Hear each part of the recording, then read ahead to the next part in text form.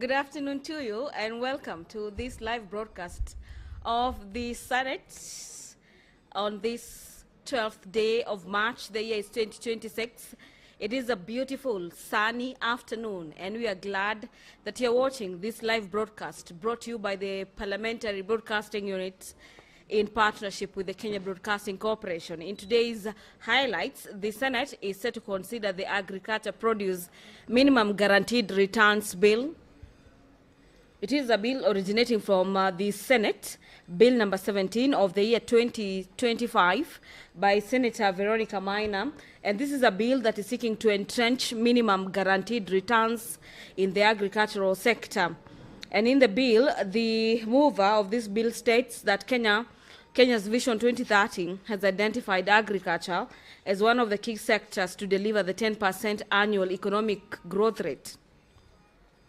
This being a recognition of the fact that the agricultural industry has for many years formed the backbone of Kenya's economy and that the sector contributes to more than 20% of Kenya's gross domestic product. The mover is concerned that agriculture faces many challenges that reduces its contribution to the economy and improvement of livelihoods. There are some of the challenges related to limited access to agricultural finances, market uncertainties, which affects issues of income to farmers.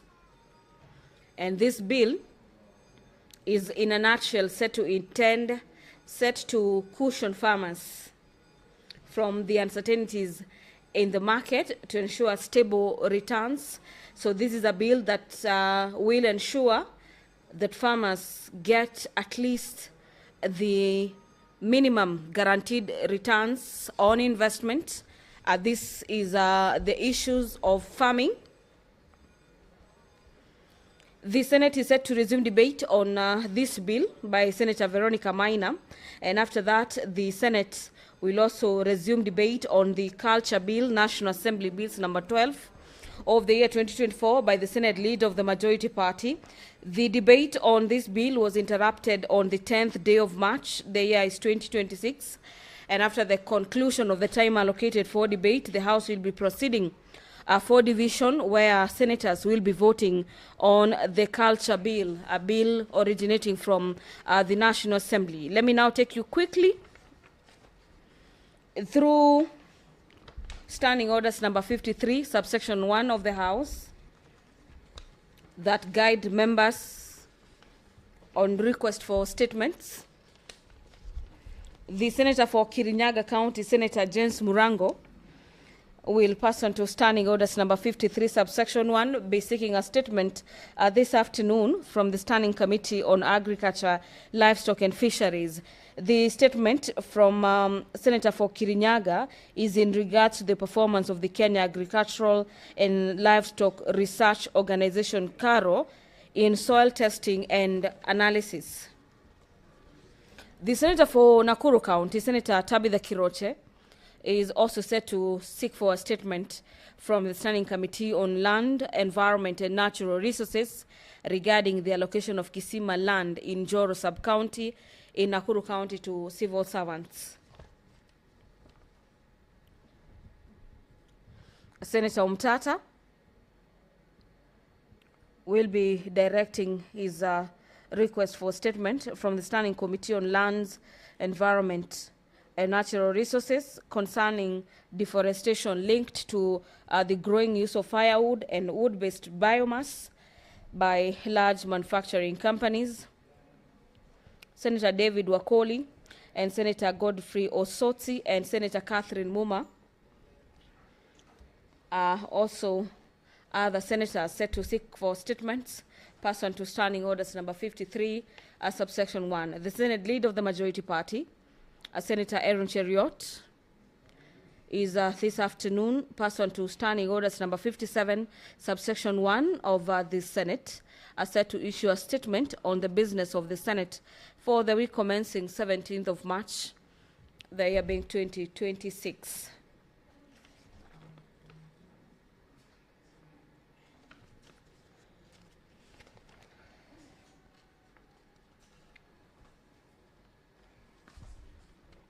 The delinking of junior secondary schools from primary schools is a motion lined up for consideration this afternoon.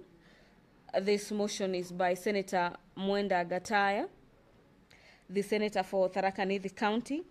And in this motion, Senator Mwenda Gataya is seeking to have the Senate resolve that the Minister of Education, the Teacher Service Commission, and the Kenya Institute of Curriculum Development do provide for an independent administrative and operational framework for junior secondary schools to enhance governance and streamlining management, as well as creation of a more focused learning environment for learners.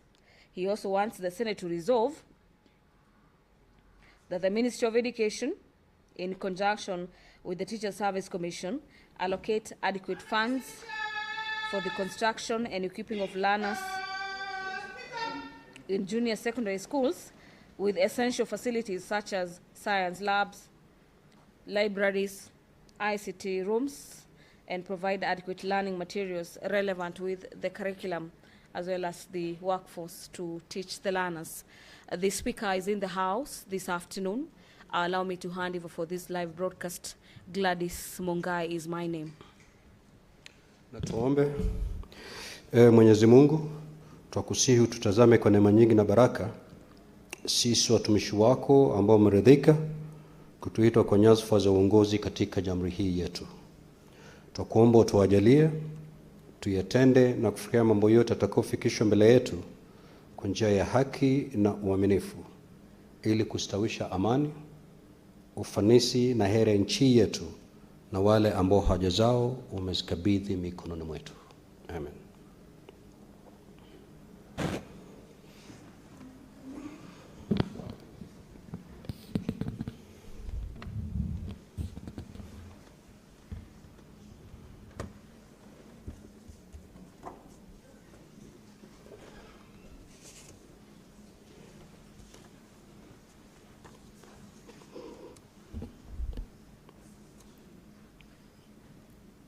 Clerk, do we have quorum? Sergeant at Arms, kindly ring the quorum bell for 10 minutes.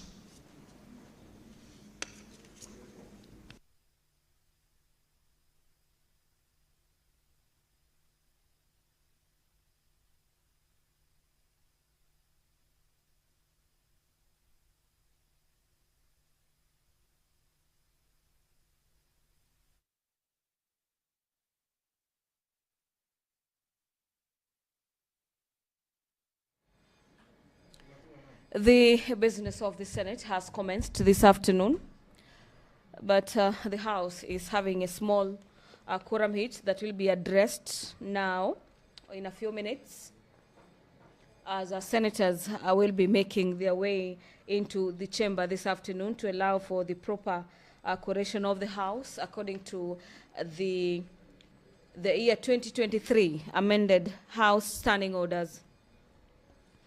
The Senate requires that at least 15 senators are present in the chamber upon the commencement of business for the House to have been deemed to have quorum to consider the business before it. Before I handed you over, I was just informing you of the motion by the Senator for Tharaka Nithi County that is seeking to delink junior secondary schools from the primary school. For the better part of Wednesday morning sitting, the Cabinet Secretary for Education appeared before the Senate plenary explaining why the junior secondary school are domiciled within the primary school. And in defense, the Minister of Education said or told the senators and the nation that that was an economically viable move and one that is set to ensure that there is seamless learning and seamless transition from grade 6. So the Senate is set to debate this motion by the Senator for Tharaka Nithi, where he's seeking to have the Senate resolve that the Ministry of Education, the Teacher Service Commission, and the Institute of Curriculum Development do develop a number of factors, and among them is formulate clear policies and guidelines outlining the structure, curriculum, and management of junior secondary schools, and ensure that there is optimum teacher-student ratio to facilitate personalized student attention and effective learning.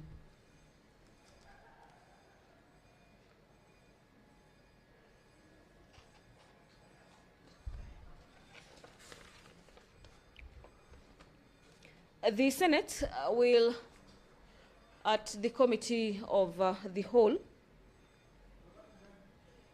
be discussing the nuts and oil crops development bill. The consideration of this bill is coming under the Committee of the Whole, where the Senate in plenary converts itself into a committee. This is a bill sponsored by Senator Hamida Kibwana, seeking to streamline the nuts and oil crops industry or development of the same. The Heritage and Museums Bill, Senate Bills number 8 of the year 2023, is also lined up for consideration under the Committee of the Whole. The Statutory Instruments Amendment Bill, the County Hall of Fame, Senate Bills number 18 of the year 2023 by Senator Miraj Abdullahi, and the Public Financing Appeals Bills, Senate Bills number 36 of the year 2024 by the Senate leader of the majority party, is the last bill that the Senate is set to consider this afternoon at the Committee of the Whole. The report of the Standing Committee on Justice, Legal Affairs and Human Rights on a petition to the Senate by Honorable Isaiah Maina, a member of the County Assembly of Nandi County, representing Ol Lesos Ward, on the proposed amendments of the County Governments Act, is also coming up for consideration. I now hand you over back to the chamber. The first order. Order number 1, administration of oath. Order number 2, communication from the chair. Order number 3, messages. Order number 4, petitions. Order number 5, papers. Order number 6, notices of motion. The Honorable Senator Veronica Maina.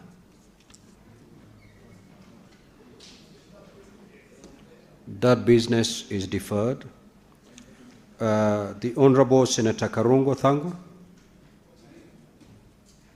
The business is deferred. Next order.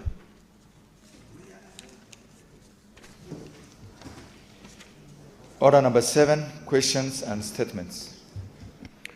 Statement pursuant to Standing Order 53-1, Senator for Bungoma County, the Honorable David Wakoli.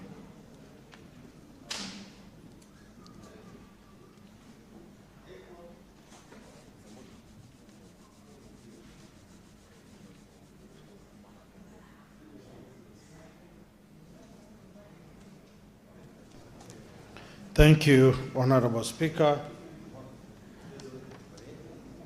Request for a statement on the status of pending bills for the County Government of Bungoma. Mr. Speaker, sir, I rise pursuant to Standing Order 53-1 to seek a statement from the Standing Committee on Finance and Budget on a matter of county-wide concern regarding the status of pending bills for the County Government of Bungoma. In the statement, the committee should address the following. 1.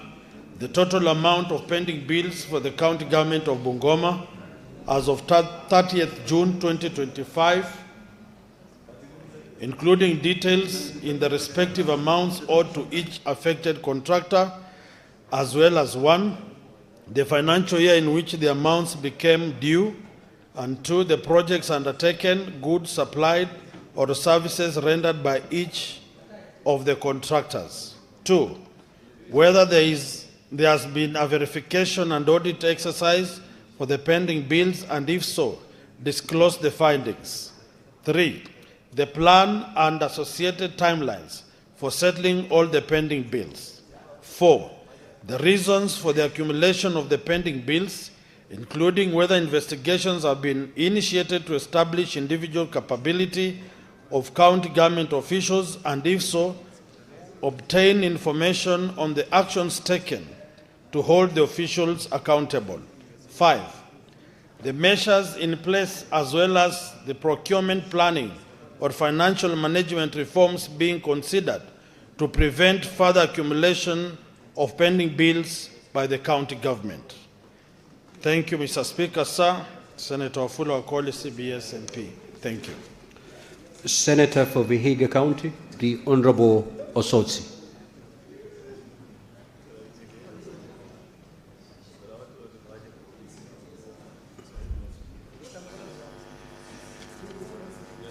Honorable Catherine Muma, MP.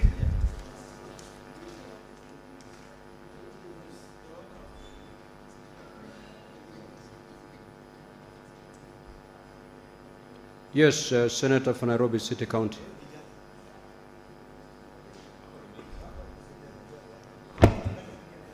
Yes, Mr. Speaker, I want to confirm that I have authorization in writing from Senator Catherine Muma to take her statement. I'm in receipt of that authorization. Thank you, Speaker. But just as a leader in the House, Speaker, maybe the SBC needed to take note of the reasons for the absence of Senator Thangwa in the current week, because we are aware that he lost his mother, and maybe preserve the business that is originating from his office until that matter is done. And I just want to take this opportunity to send my condolences to him. So this is the request for statement by the Honorable Senator Catherine Muma. Mr. Speaker, sir, I rise pursuant to Standing Order 53-1 to seek a statement from the Standing Committee on Devolution and Intergovernmental Relations on a matter of inter-county concern regarding the measures being undertaken by the host county governments of Kenya's 5 chartered cities, Nairobi, Mombasa, Kisumu, Nakuru, and Eldoret, to facilitate access to basic services for the urban poor, particularly those living in informal settlements. Mr. Speaker, the urban poor are equal citizens under the 2010 Constitution. However, many residents of informal settlements remain inadequately served due to persistent planning, infrastructure, and service delivery gaps. Further, Article 27 obligates the state to ensure access to services without discrimination. In the statement, the committee should address the following. Number 1, the county plans to facilitate access to basic services for the urban poor, especially in informal settlements, including access to clean water and sanitation, healthcare, and education and skills training facilities, namely in early childhood development and education centers and technical and vocational colleges. Secondly, the plans for upgrading informal settlements to support dignified livelihoods, including housing improvements and provision of essential amenities such as electricity and street lighting. Thirdly, the status of intergovernmental consultations and cooperation with the national government, including any engagements held or agreements signed to support infrastructure development that ensures equitable access to primary and tertiary education services and security services for the urban poor. And lastly, Honorable Speaker, the protective measures to safeguard residents of informal settlements, especially children, adolescents, and youth, from the thriving illicit trade in drugs and firearms and the attendant violence, including measures to prevent and respond to gender-based violence and the unchecked defilement of children and adolescents. This is taken on behalf of Senator Catherine Muma, MP, nominated senator. Thank you, Honorable Speaker. Senator Sotsi, you may now proceed to make your request.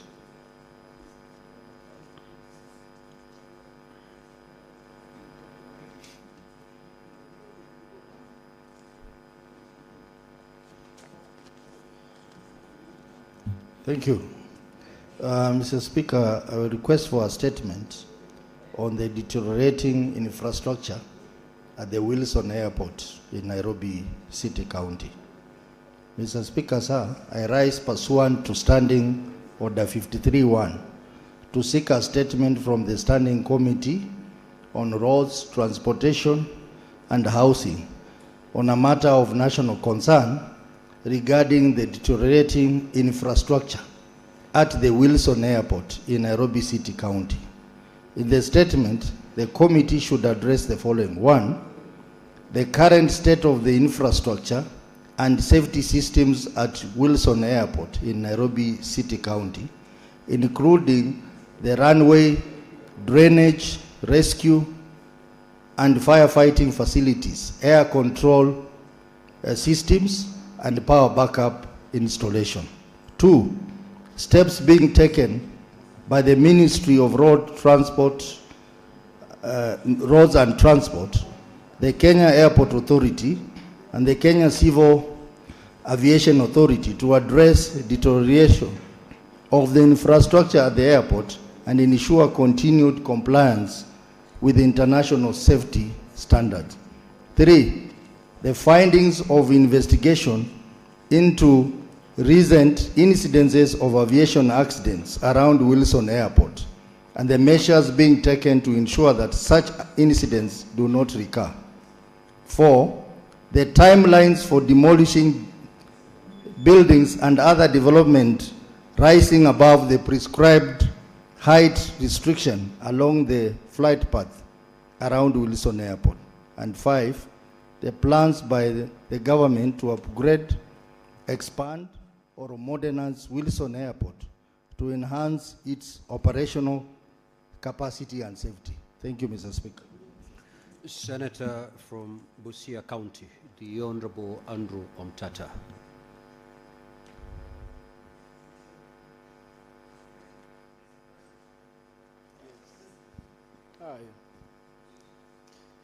Mr. Speaker, sir, I rise to request for a statement on the alarming increase in deforestation linked to the growing use of firewood and wood-based biomass by large manufacturing companies.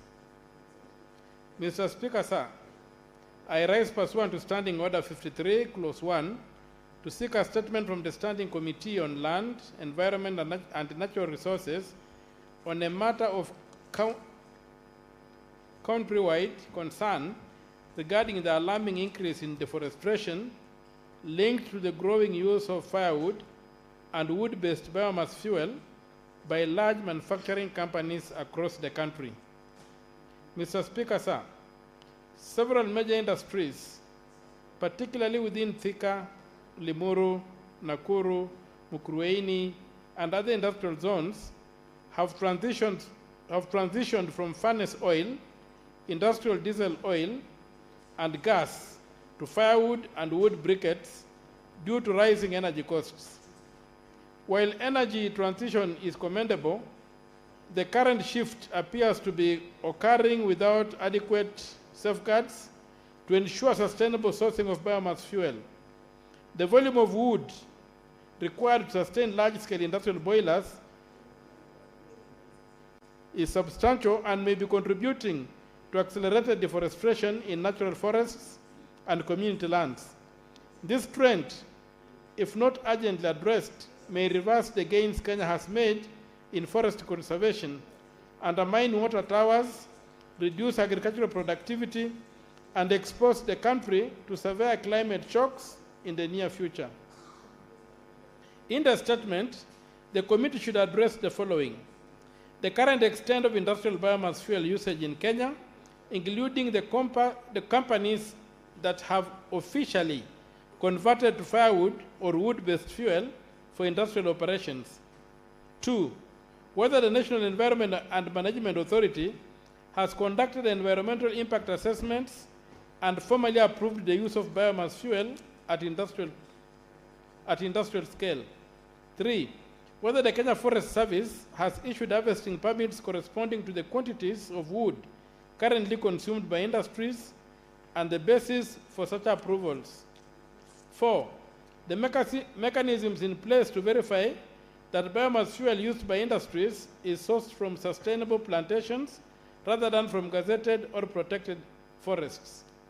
5, whether the regulatory framework under the Forest Conservation and Management Act and the Environmental Management and Coordination Act is adequate to regulate industrial biomass fuel consumption and the urgent measures the government is taking to prevent a looming environmental crisis arising from industrial scale deforestation.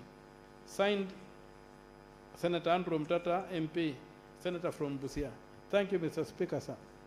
Senator for Kirinyaga County, the Honorable James Mrango.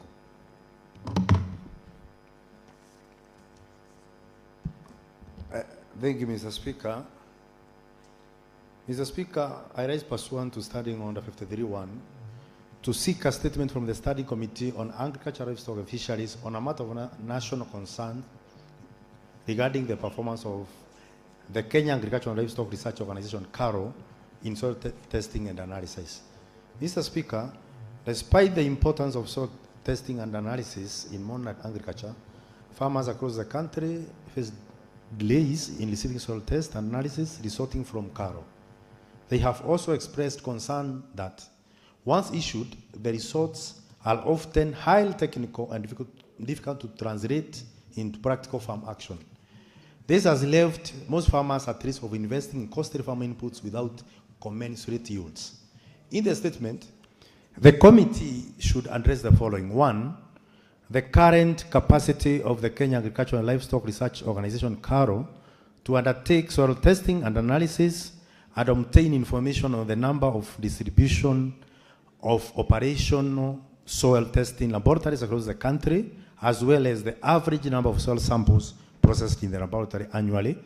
2, the short and long-term interventions being implemented to address the delay in the release of soil results to farmers to ensure that once released, the results are simplified and accompanied by practical farmer-friendly recommendations. 3, the existing coordination mechanism between KARO, county governments, and agricultural extension officers to ensure that farmers receive appropriate follow-up and advisory services after soil analysis. And last, the steps taken by the Ministry of Agriculture and Livestock Development to expand access to soil testing services and promote their uptake, particularly among smallholder farmers. Speaker, my second statement is on the request for a statement on land adjudication, ownership and settlement challenges in Mwea settlement scheme. Mr. Speaker, sir, I rise pursuant to Standing Order 53.1 to seek a statement from the Study Committee on Land, Environment and Natural Resources on a matter of county-wide concern regarding the long-standing land ownership, adjudication and settlement challenges affecting residents of Mwea settlement scheme in Kirinyaga County. Mr. Speaker, sir, the scheme is one of the country's key major agricultural zones and has supported livelihoods and national food production for decades. However, many families living in settlement villages within the scheme, some of whom have occupied the land since the 1950s, continue to live without the title deeds or formal land ownership documents. This has perpetuated insecurity of tenure, hindered planning and development. This has limited access to public services and investment, and has raised concern over the continued absence of a clear and comprehensive framework for regularizing settlement areas within the scheme. In the statement, the committee should address the following. 1, the status of land ownership, tenure and settlement rights in the villages located within Mwea irrigation scheme, particularly in Gathigiriri, Viva, Tebere, and Uamomoans, including the status of the settlement areas said to comprise approximately 8,050 acres that have not undergone formal land adjudication registration. 2, the reasons why residents who have occupied settlement areas within the Mwea settlement scheme for several decades have not been issued with title deeds or other formal ownership documents, including obstacles that have delayed regularization of their tenure. 3, the measures in place to undertake comprehensive mapping of all villages within Mwea settlement scheme, prepare an official cadastral map for the settlement areas, and initiate land adjudication and registration processes to enable current occupants to obtain title deeds. 4, targeted policy or legislative measures to facilitate the processing and issuance of title deeds to residents living in settlement villages within irrigation schemes. And lastly, the measures in place to undertake fact-finding visits, stakeholder consultation and community engagements in the affected villages, and the timelines which the government intends to resolve the land tenure and ownership challenges affecting residents of Mwea irrigation scheme, signed by Senator James Kamau Morango, Kirinyaga. Thank you, Mr. Speaker. Senator, for the statement by the Senator for Nakuru County, Senator Tabitha Keroche, is deferred. We'll now move to statement pursuant to Standing Order 57-1. The Senate Majority Leader.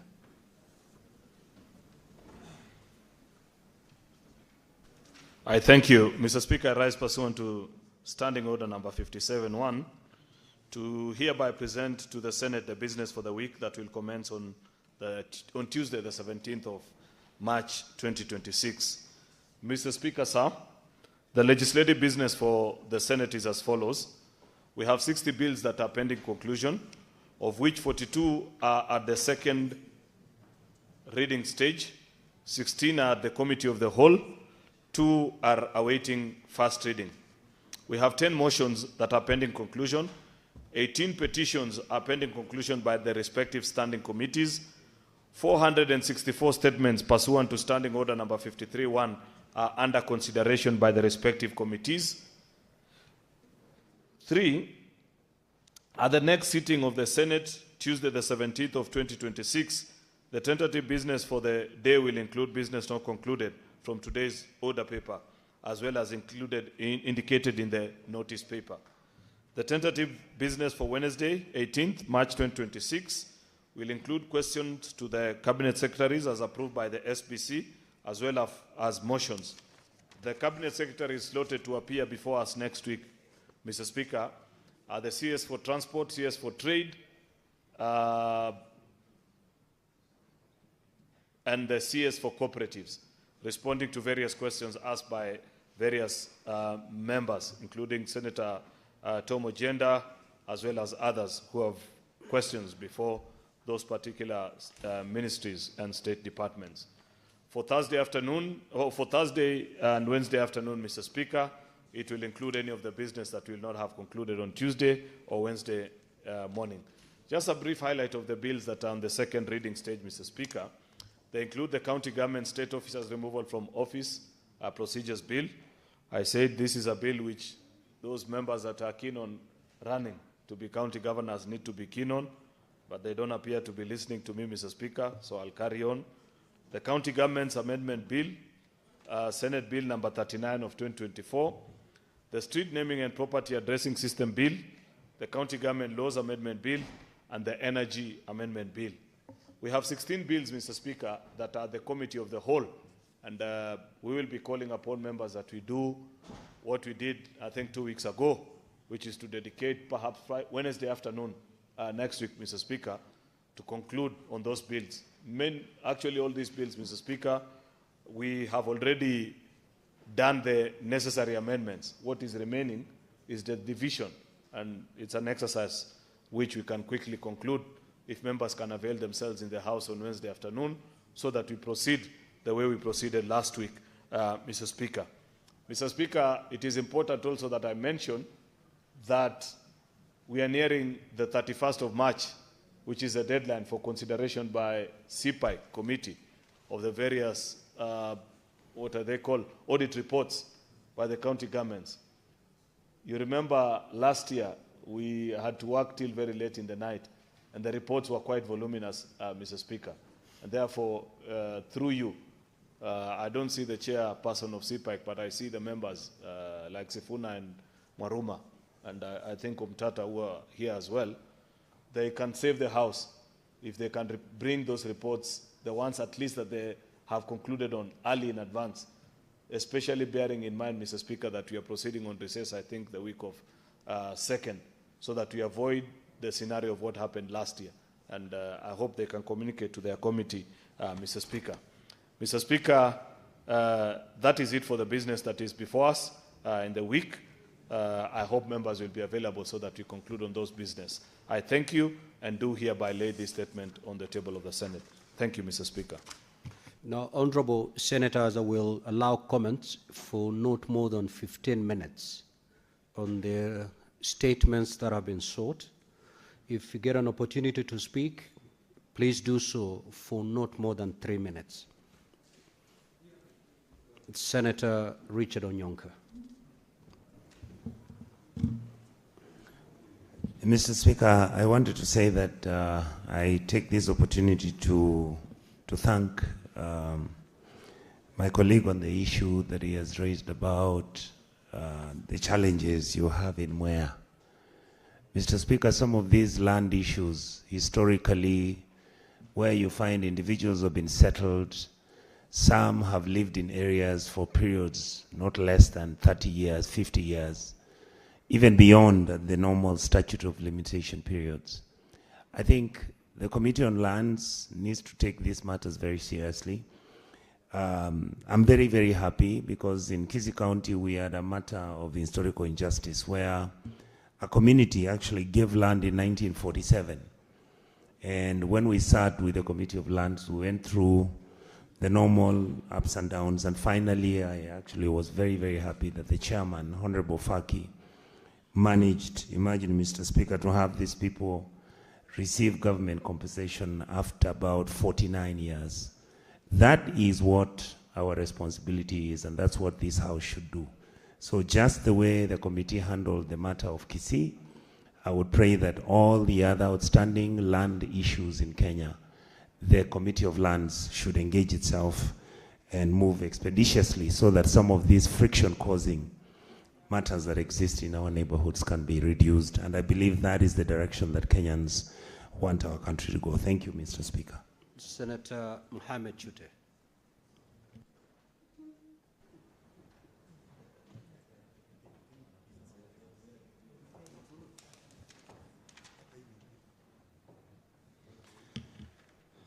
Thank you very much, Honorable Speaker. I want to support the statement by Senator Sotsi.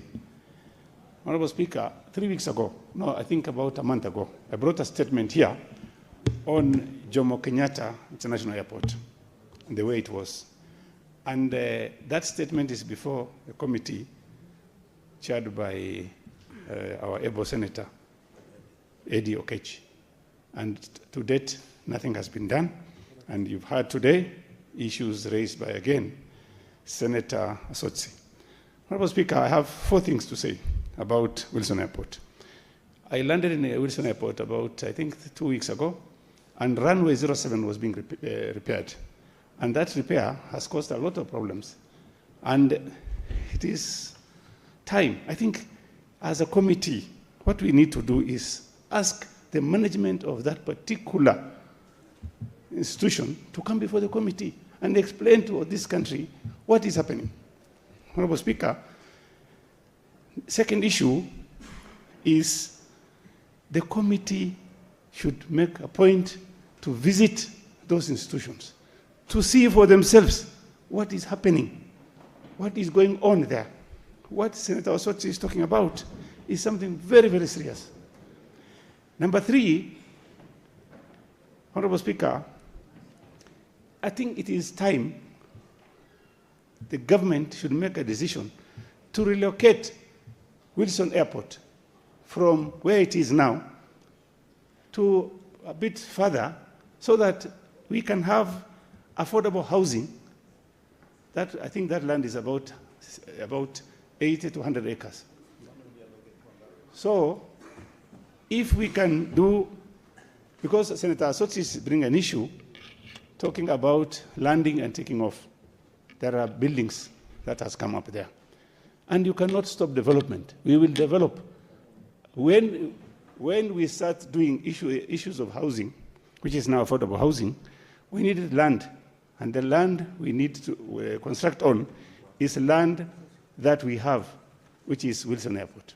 So finally, Honorable Speaker, I want to ask and emphasize again and again and again to ask the committee, which I also belong to visit Jomo Kenyatta International Airport and Wilson Airport in the next 2 weeks so that we have a report on what is going on.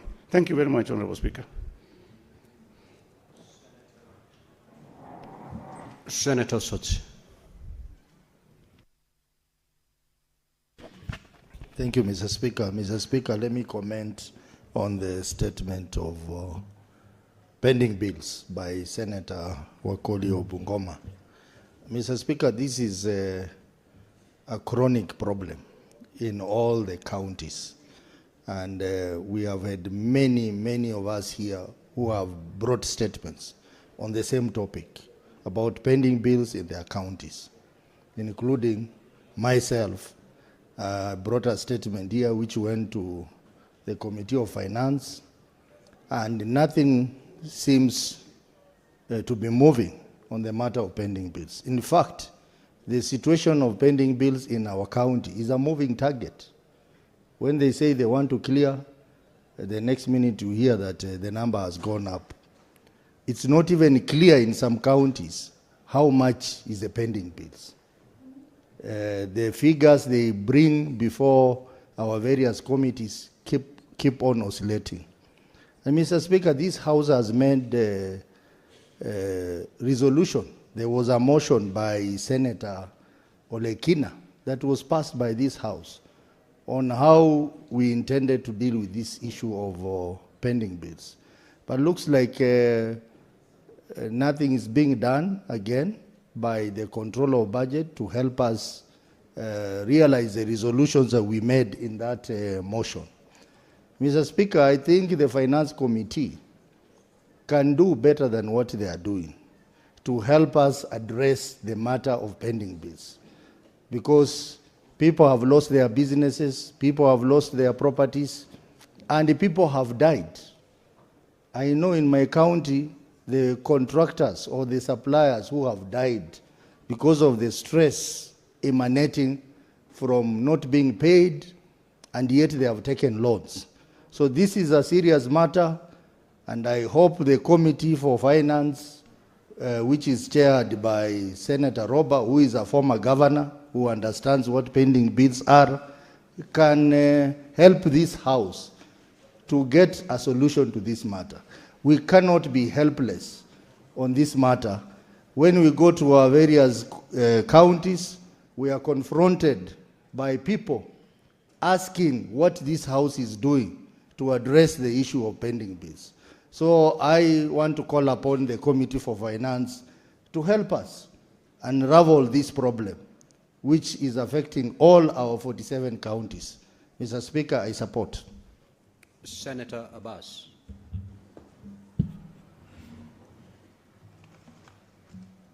Thank you, Honorable Speaker. Honorable Speaker, I also want to contribute to the statement by Honorable Okoli on the pending bills. As the chair of devolution, it's actually so hurting and very, very unfortunate situation that the bills are accumulating in all the counties across the board.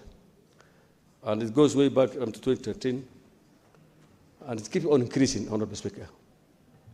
There is no reason for the counties to be having huge bills.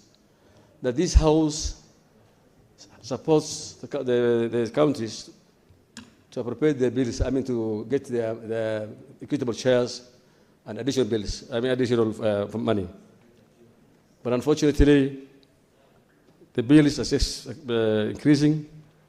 Like my county, Honorable Speaker, from 2018, it was 5.5 billion.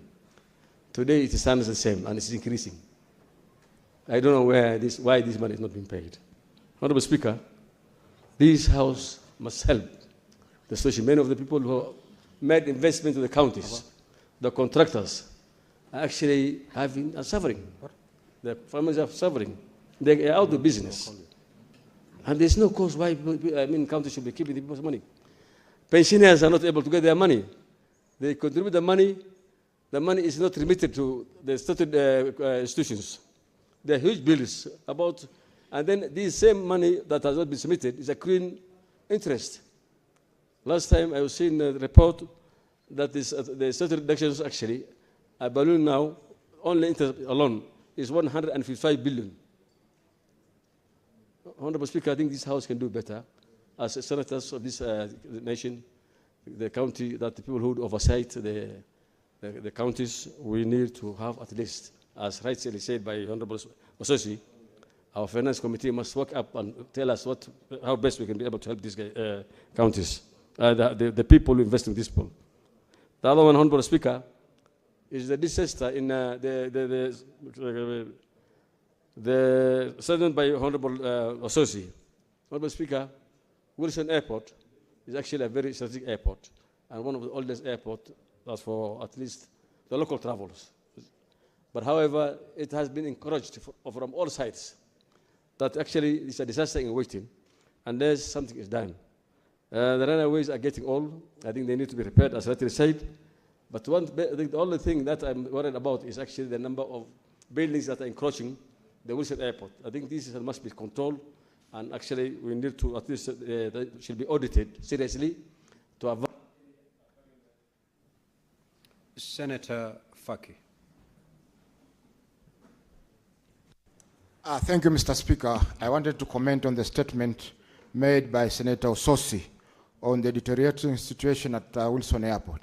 Mr. Speaker, sir, even the Moi International Airport in Mombasa is experiencing similar challenges. And in fact, in Terminal 2 of the said airport, the baggage belt has not been working for the last 3 years. We have made complaints to the management, but no action has been taken up to now. So travelers who travel by Jambo or Skyward or the other local airlines have to struggle to get their luggage once the flight has arrived in Mombasa. Mr. Speaker, sir, this is not a unique situation. We have seen it before, and we think that KAA is sleeping on the job. Secondly, Mr. Speaker, we visited Phenom Estate pursuant to our statement, which was requested for by Senator Hamida. And one of the challenges that the residents said was that there was some encroachment by the developer who was doing some playing field at near the estate, and he had also encroached on the perimeter fence of Wilson Airport, and such that in the event of an emergency, evacuating people and maybe other evacuating passengers and other people will be a problem, because that road, which was supposed to be used as an exit from the airport, has also been closed. Thank you, Mr. Speaker, sir. The Senate Majority Leader. This issue of Wilson Airport, like other Kenyans, I use this airport quite frequently, and any user of that airport needs to be concerned for their safety, and we cannot continue the way things are. As mentioned by Senator Chute, like just the current situation, I think runway 07 is under repair, and if you see the pace which that contractor, I don't know who they are, and it's a good thing because the minister is here next week responding to statements.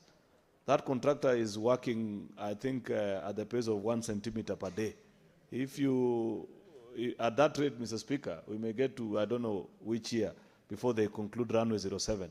And you know the challenges of planes landing on runway 025, Mr. Speaker, or runway 14, because they have to overfly directly above Langata Road, which is sometimes a hazard, including to young children, and even the kids that are studying at Langata Primary, Mr. Speaker, because the whole afternoon they have to bear with planes overflying their school playing compound before landing.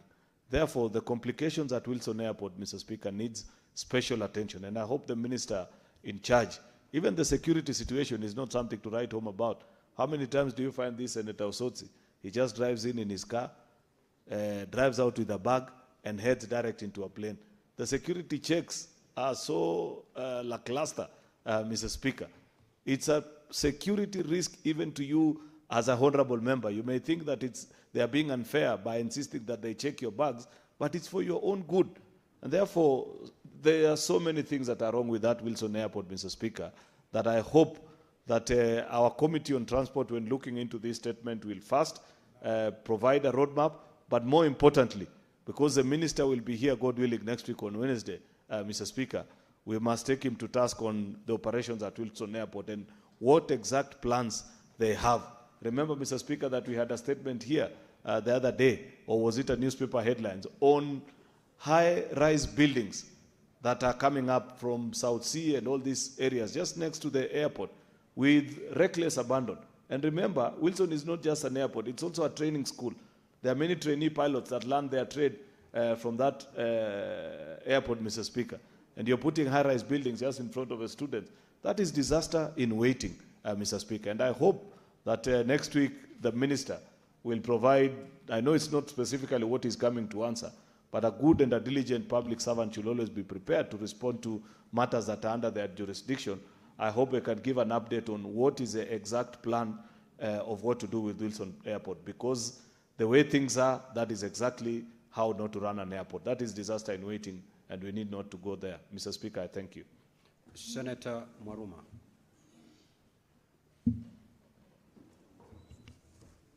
Thank you, Honorable Speaker, for this opportunity to comment on a statement by Senator Wakoli, Senator for Bungoma, about pending bills. This is a very serious issue, Mr. Speaker, which as a Senate, sometimes we are blamed.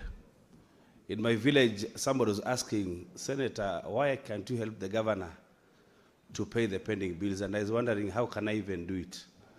But everybody knows, and the record is there, that as Senate, we have tried even to pass a motion that disallows Treasury to release money to the counties because of pending bills. Mr. Speaker, the culprits in the growing pending bills are mainly two. Number one, overprojection of on-source revenue. And there are reasons why counties would want to overproject on-source revenue. It's because the vote heads are given in terms of percentages.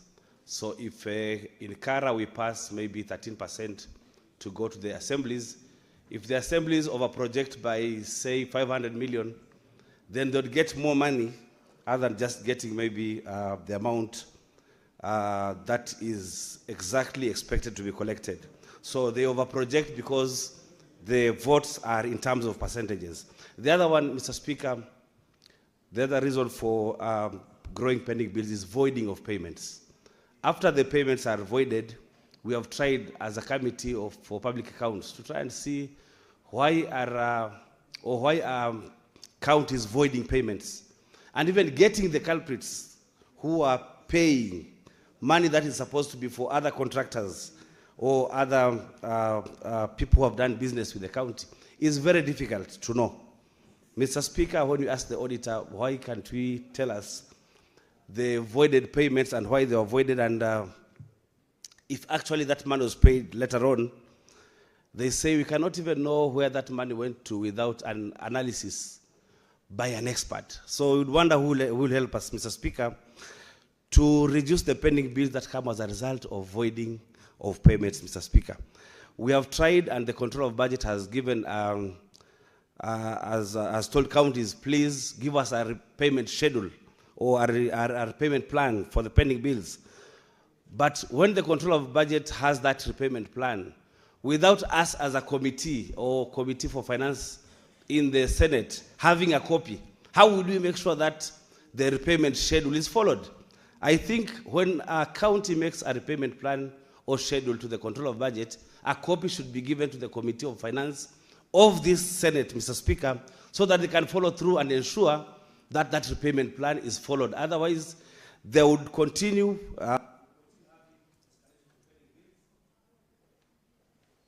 Senator Mungatana. Thank you, Mr. Speaker. Mr. Speaker, I rise to comment on the statement by the Honorable Senator Murango. Mr. Speaker, the problems that are experiencing in Mwea Tabere scheme are no different from the problems we are experiencing at the Bura irrigation scheme in Tana North. Mr. Speaker, the men and women who came and settled there and were given portions of land have now gotten their own children, Mr. Speaker. And these children do not have their own allocation of lands. And this has created very difficult situations for the parents of these children who are now adults and who have wives and they have their own families. Mr. Speaker, the question of allocation of land, proper allocation of land to growing families in Bura irrigation scheme must also be looked at when the agriculture committee sits, so that as you solve the problems in Mwea Tabere scheme, they can also expand their scope and include a way to investigate and resolve the problems faced by the farmers, very hard-working farmers of Bura irrigation scheme. I thank you, Mr. Speaker. Senator Kenywa. Asante Bwana Spika. Nataka kuchangia taarifa iliyoletwa na Murango kuhusu shirika la utafiti. Bwana Spika, shirika hili la utafiti ni tegemeo kuu kwa mambo ya mchanga, kwa sababu mchanga ndio wakulima wanapaswa wajue ni mchanga upi, ndio wajue wataweka mbolea gani, watatumia mimea ipi ama mimea ipi watapanda. Lakini ikiwa Bwana Spika, hili shirika linazembea katika kazi yake, inakuwa ni jambo la kuvunja moyo sana Bwana Spika. Lakini yote 9-10, Bwana Spika, jumba hili limekuwa kama jumba la manunguniko ama la masikitiko, kwa sababu ndiyo taarifa iliyoletwa na Chute kuhusu uwanja wa ndege wa kimataifa wa Jomo Kenyatta. Hakuna taarifa yoyote imeletwa katika nyumba hii. Leo Sosi ameleta taarifa kuhusu uga ama uwanja wa ndege wa Wilson. Bwana Spika, sijui ni nini kitatendeka, ama itabaki tu kuwa sisi tumekuja katika jumba hili kuleta taarifa ambazo hazishughulikiwi. Hiyo haitoshi Bwana Spika, sio taarifa hizo mbili. Taarifa iliyoletwa kuhusu madeni ambayo yanaendelea kukumba wa Kenya ambao wanashughulikia mambo katika Jamhuri ya Kenya. Bwana Spika, nakumbuka sasa hivi leo Wakoli ameleta taarifa ya madeni. Osothi alikuwa ameleta taarifa kama hiyo. Kuna mswada ulioletwa na Senator Olekina kuhusu mambo hayo Bwana Spika. Itakuwaje Bwana Spika? Kazi yetu ni kuongea na kuongea na kuongea. Hakuna mambo yoyote yanaonekana yakitendwa. Ningependa Bwana Spika kumuuliza kiongozi wa walio wengi, pengine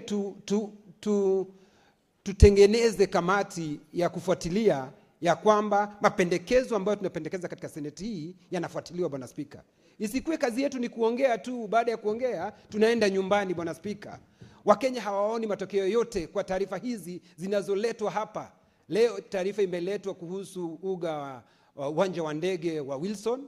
Basi nikasikia hata kiongozi wa wengi anasema wale wakandarasi waliopewa kazi pale wanafanya kazi pole mwendo wa kinyonga Bwana Spika. Lakini itakuwa ni hayo tunaongea. Kwa hivyo ningemrai kiongozi walio wengi, ikiwa tunaweza kuanzisha kamati ya kufuatilia mambo ambayo tumependekeza hapa yafuatiliwe Bwana Spika. Nashukuru. Senator Wakili Sigei.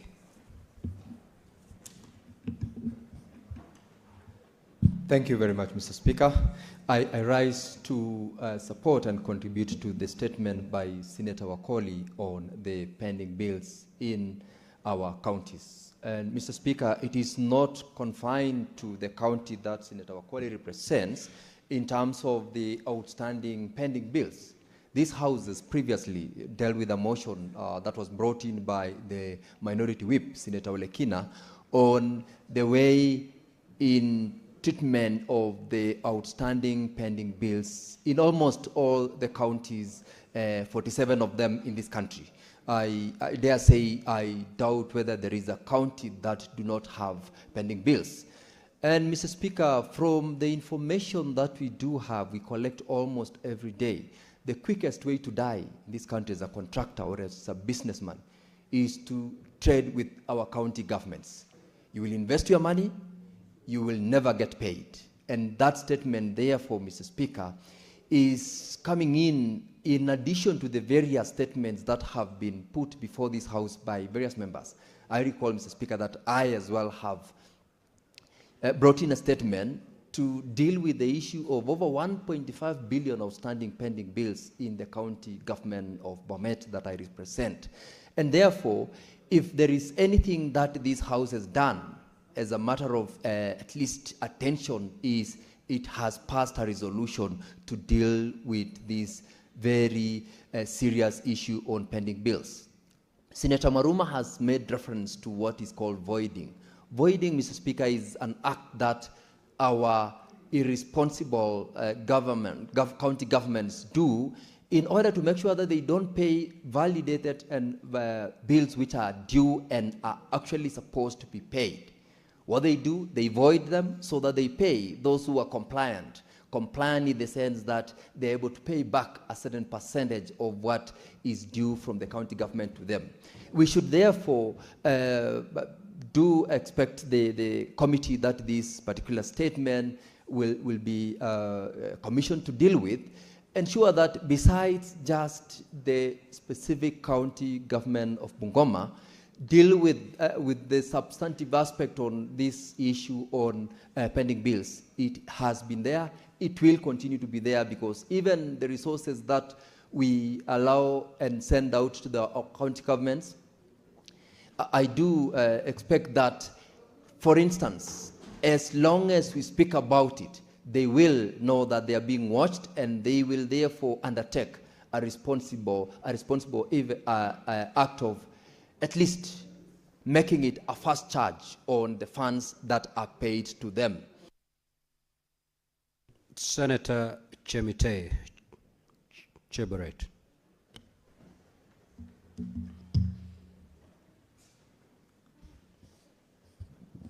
Okay, thank you, Mr. Speaker, for giving me this opportunity to address the House. Mr. Speaker, it is my first time to have this opportunity.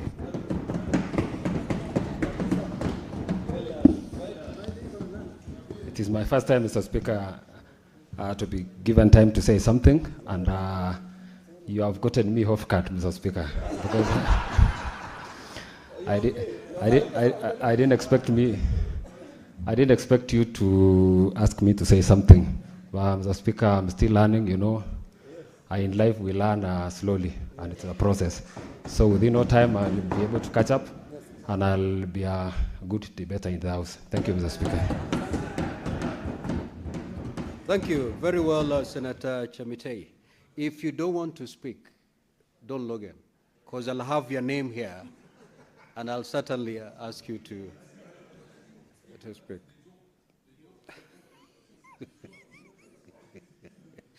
Now, honorable senators, we have done more than 15 minutes, and therefore we will move to the next order. Next order, clerk.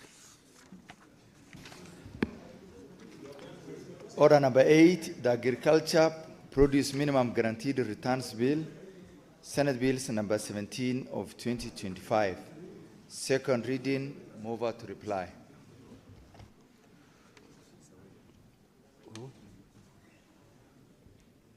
That order will be deferred because the mover is not present. Next order.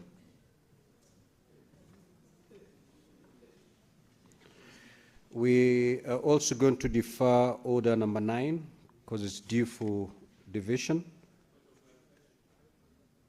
Yes, Senator Maruma.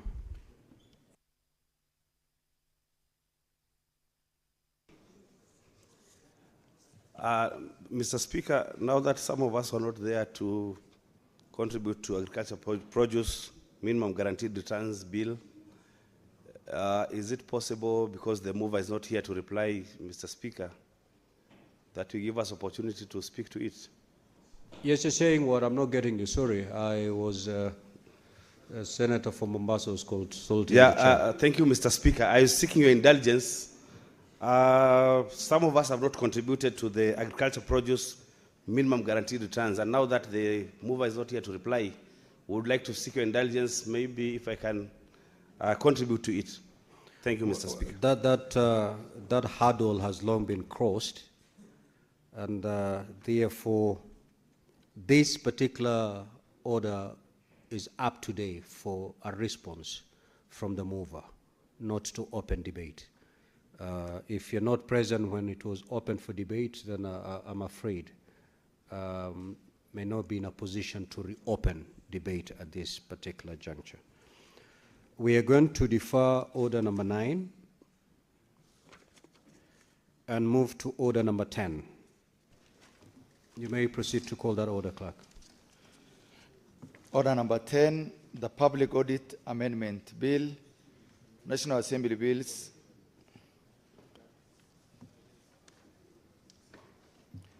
The Public Audit Amendment Bill, National Assembly Bills number 4 of 2024. Second reading, resumption of debate. Now, on debate was interrupted on Wednesday, 11th March 2026, Senator Alan Chesang had the floor, and he had 12 minutes, had a balance of 12 minutes to go. I am not seeing the Honorable Senator in the chamber, and therefore we will proceed with debate. Senator for Nairobi City County, the Honorable Edwin Sifuna.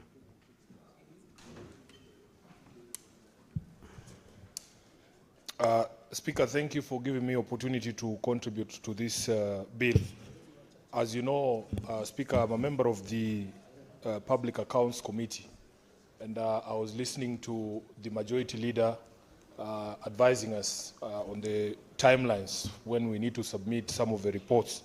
I want to confirm to you, Majority Leader, that there was a retreat, a report writing retreat this weekend, and there are some of those reports that are ready. The challenge we've had in the committee is a challenge that you are aware of as part of the leadership of this House, that some of the entities, the governors especially, some of them, not all of them, some of them have refused to appear before the Public Accounts Committee and the Public Investments Committee. We are happy, Honourable Speaker, that not all governors have fallen into that bad habit. In fact, today the governor for Siaya, the Honourable James Orengo, appeared before the County Public Investments Committee, and we processed 2 county assemblies, Honourable Speaker. The County Assembly of Kakamega, which is one of the few assemblies we noted as a committee that have also already considered the Auditor General's report and have tabled a report in the House that has been adopted. And we also had the County Assembly of Muranga appearing before us this morning. So we are doing our best. And Marsabit, yes, and Marsabit, I'm being reminded by the Vice Chair. We are doing our best to be able to beat those deadlines, and the House will be more than happy with the reports that we will present. Honourable Speaker, there are governors who think that by refusing to show up that the work of this House will stop. We will continue with our work, we will make recommendations, we will come to this House to defend those recommendations, and we're hoping that the House will adopt the recommendations that we will make. Speaker, whenever a bill is before us in the House, I always go straight to the objects for which the bill is proposed. There is usually attached to the bill a memorandum of objects and reasons. And Honourable Speaker, when I went through these proposed amendments to the Public Audit Act, that is a bill from the National Assembly, you will see there in the memorandum of objects and reasons that the purpose of this bill is to amend the Public Audit Act in order to align it with the Constitution following a declaration issued by the High Court in the case of Transparency International versus Attorney General and the Auditor General as a first interested party, Africa Center for Open Governance, and there are a few other parties there, petition number 388 of 2016, declaring certain sections of the Public Audit Act to be unconstitutional. Mr. Speaker, I have printed out that specific judgment that was delivered on the 16th day of February 2018 by Justice Mwita, and I will be making reference to that particular judgment extensively, Honourable Speaker, because the memorandum of objects and reasons for the amendments that are being proposed states that, it is in order to bring the bill in conformity with the judgment of Justice Mwita. So, Honourable Speaker, if we want to really believe that this bill is supposed to respond to this judgment, it is important to know what the judgment was and the reasoning of the judge in declaring certain sections of the Public Audit Act as unconstitutional. Mr. Speaker, if you skip to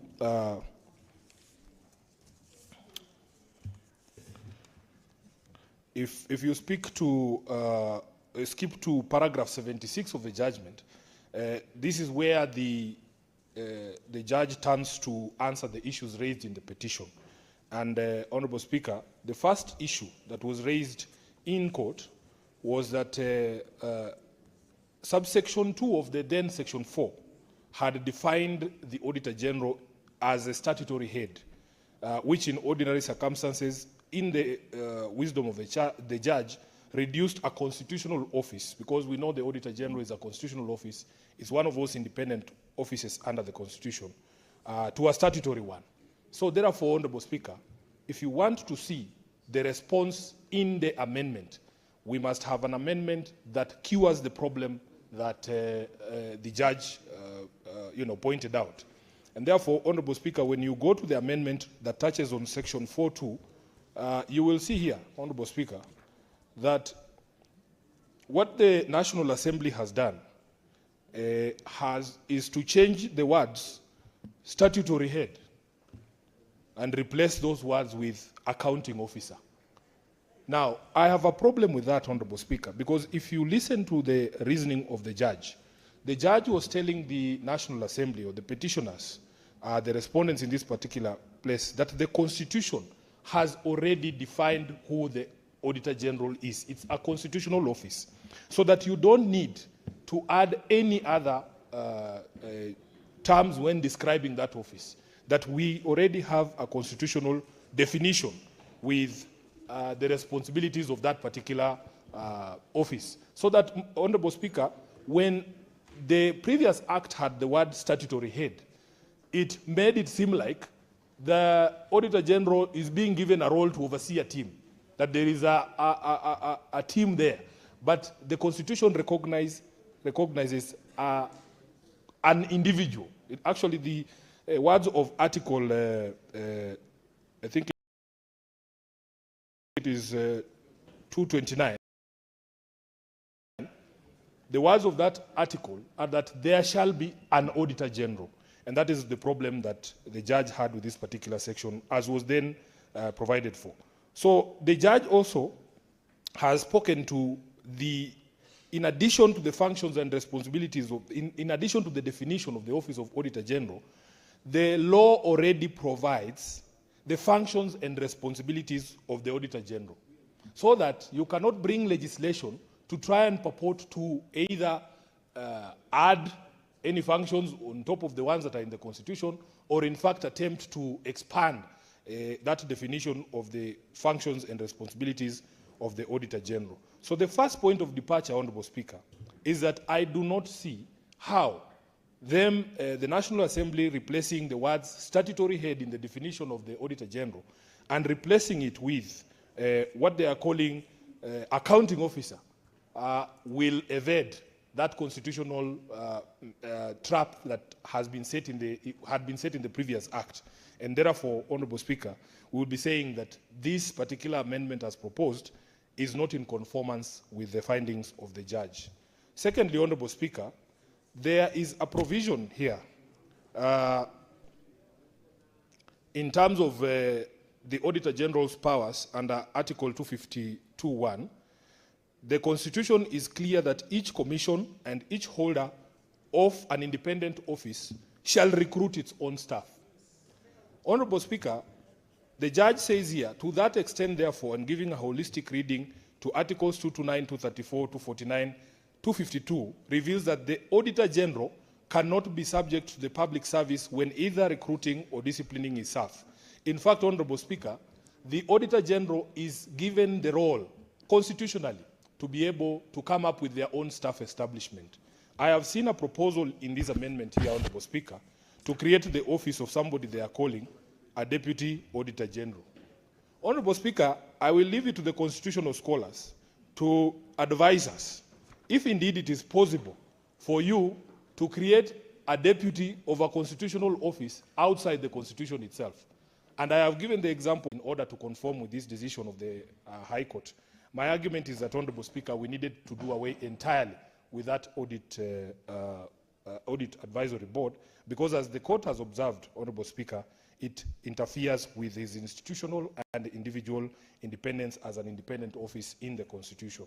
So therefore, Honorable Speaker, that particular section for me has to go. And I'm hoping that when we come to the Committee of the Whole at some point, we shall have amendments to this bill to align it properly with what is stated as the objective in the Memorandum of Objects and Reasons. So, Speaker, let me move to another issue that I wanted to raise with the bill. not everything is doom and gloom, but because they expressed it as a bill to conform with this particular judgment, we have to make sure that it complies. Otherwise, it will suffer the same fate. Speaker, I am very happy. There's a provision there under clause 26 of the bill that now grants the Auditor General independence in terms of initiating forensic or investigative audits. When people appear before us at the County Public Accounts Committee, sometimes, Honorable Speaker, we see a need for forensic audits, especially where there is grave suspicion that public money has been lost. The previous law was that forensic audit could only be initiated from a request by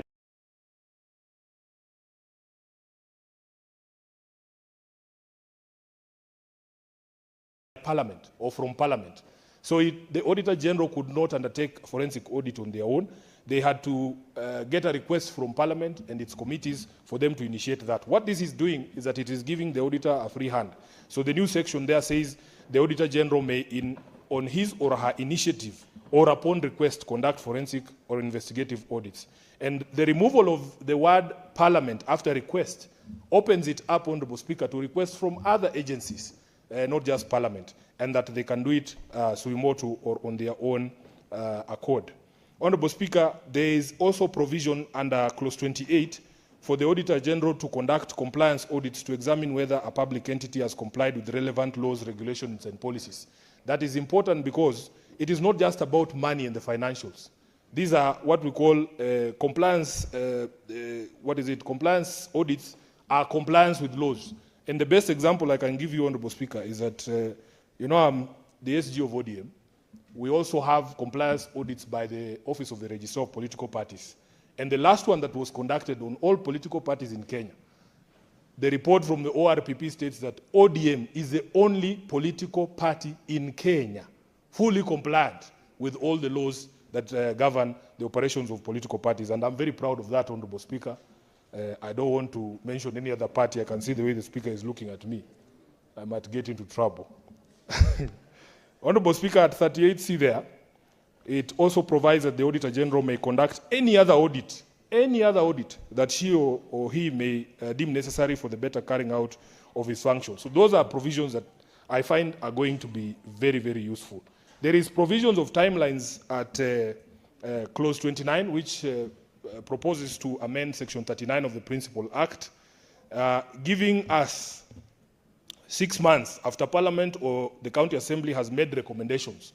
So, for instance, Speaker, we made recommendations here to county governments. And in fact, the process that we've been doing right now is to follow up on those recommendations. And Speaker, you will recall that we as a Senate had to pass a special motion for us to be able to continue to engage with these entities, for instance, the county governments, for them to give us follow-up on recommendations. Now, here they have been given a period of 6 months that they have to, within those 6 months of the recommendations being passed, they shall submit a report to Parliament, now to us, on how it has addressed the recommendations of previous year's audit. And this is a matter that I believe is going to be helpful in terms of aiding transparency and the work that we do, both as a Senate and specifically as the County Public Accounts Committee and the PIC. Then, Honorable Speaker, another issue here is at Section 43, one of the issues that the public has really been raining on us, not just as the Public Accounts Committee, but also as a Senate, is that we make all these good recommendations, Honorable Speaker. They can see we are doing our oversight, Speaker. But then they ask, where is the output? Because we have struggled to explain to them that we also depend on other agencies for us to be able to bring, say, rogue governors to heel.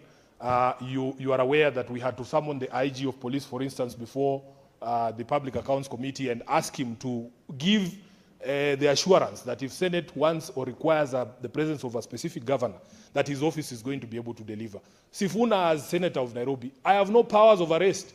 That's not to mean some of these governors, I don't have the desire to arrest. If I had those powers, Honorable Speaker, some of these people would be in jail. But we depend on other constitutional offices. So if you see clause 43 there, it says where the Auditor General establishes that any person, supplier or audited entity has been involved in fraud or corrupt practice, the Auditor General may collaborate with other investigative, enforcement, regulatory, and oversight agencies, including the National Police Service, Ethics and Anti-Corruption Commission, ODPP, and Public Procurement Administrative Review Board, and even the National Treasury for their action. This, I believe, is going to help us, Honorable Speaker, because previously the reports of the auditor just come to us as Parliament. Then we make those recommendations. This act now is giving the Auditor General a mandate of actually collaborating directly with these people. For instance, the collaboration with National Treasury, in my expectation, is the Auditor General should be able to tell them, the National Treasury, to stop funds going to entities that are found to have misused public funds, or to the Public Procurement Administrative Review Board. You can see there, Honorable Speaker, at subclause 2 of 43, that the Auditor General can actually make recommendations for debarment. Because in my time in the Public Accounts Committee, there are notorious companies that always show up. For instance, in the area of these systems for revenue collection, you will find one entity has brought problems in Nairobi. Then the next time you interact with Narok, you find out that Narok has actually given that same company the job of collecting revenue on their behalf. Then you will find them springing up somewhere in Muranga, because previously we have not had the Auditor General's authority to be able to make these recommendations for debarment of some of these firms so that they stay away from public resources. Then, Mr. Speaker, I think those are the ones that I have identified as positives, but we will be hoping that we can have conversations about the negatives that I have pointed out, especially stemming from the judgment of the High Court, so that we actually align this act with the judgment. Our biggest fear, Honorable Speaker, as people sworn to defend the Constitution, is certain pronouncements, especially from people in executive authority, both at the national and county levels, castigating these independent offices. Speaker, we have had words being thrown by very senior individuals in this country, at Margaret Nyakango, for instance, at the Office of the Auditor General, at the Office of the Control of Budget. And we fear sometimes when we see such legislation, Honorable Speaker, that there could be a motive to either stifle the operations of that office, to cripple them, or to be able to control them for some reason. Because you will see, for instance, that advisory board, Honorable Speaker, one of the issues that was raised even in the petition and in the judgment is that it was very heavy with, national government officials. In fact, the court had a problem with the Attorney General being a member of that advisory committee because, as you know, the Office of the Attorney General is also subject to audit by the Office of the Auditor General. So we have reason to be skeptical because some of the headlines that we have been seeing coming from the control of budget are not very flattering to the executive. For instance, when we saw the reports on the Social Health Authority and the billions of shillings that she's pointing out, or Talanta Stadium, we have to be very careful because we are sworn to defend the Constitution that some of these amendments don't come or don't end up fettering on the independence of these offices. Senator Enoch.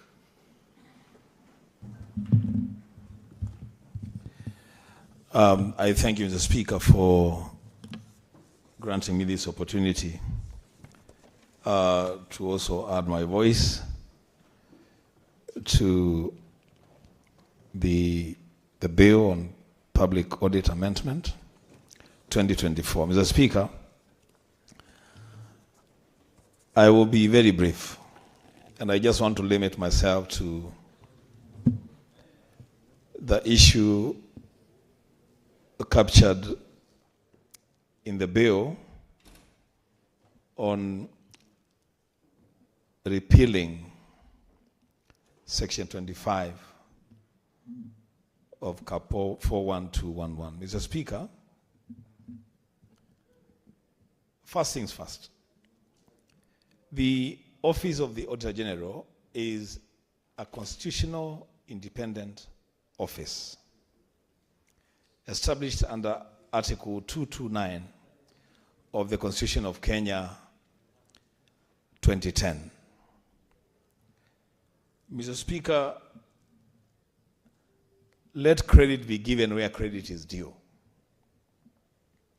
Human beings, individuals, give character to offices. The lady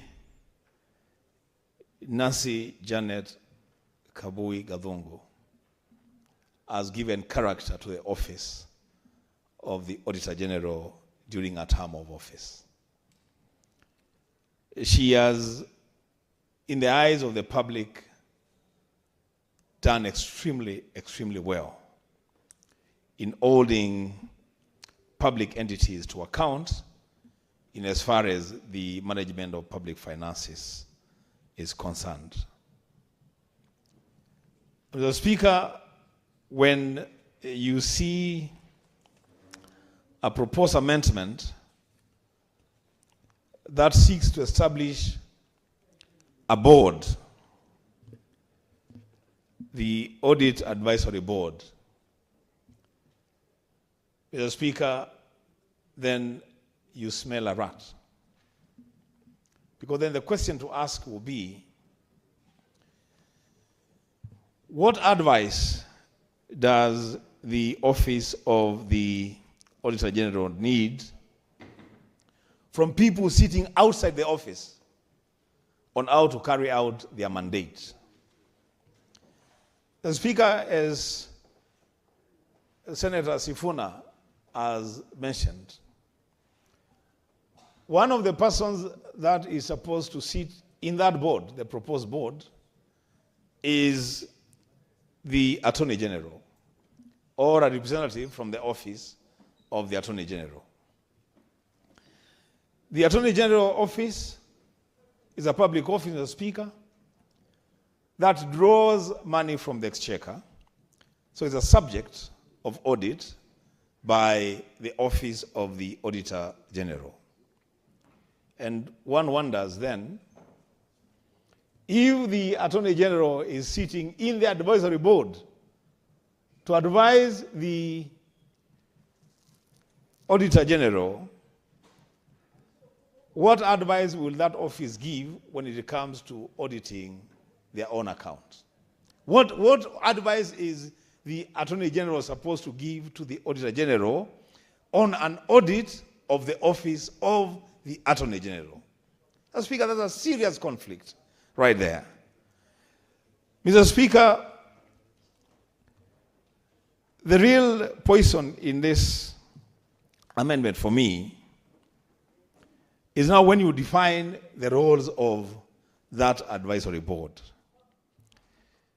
That it is supposed to advise on budget plans and estimates for the Office of the Auditor General.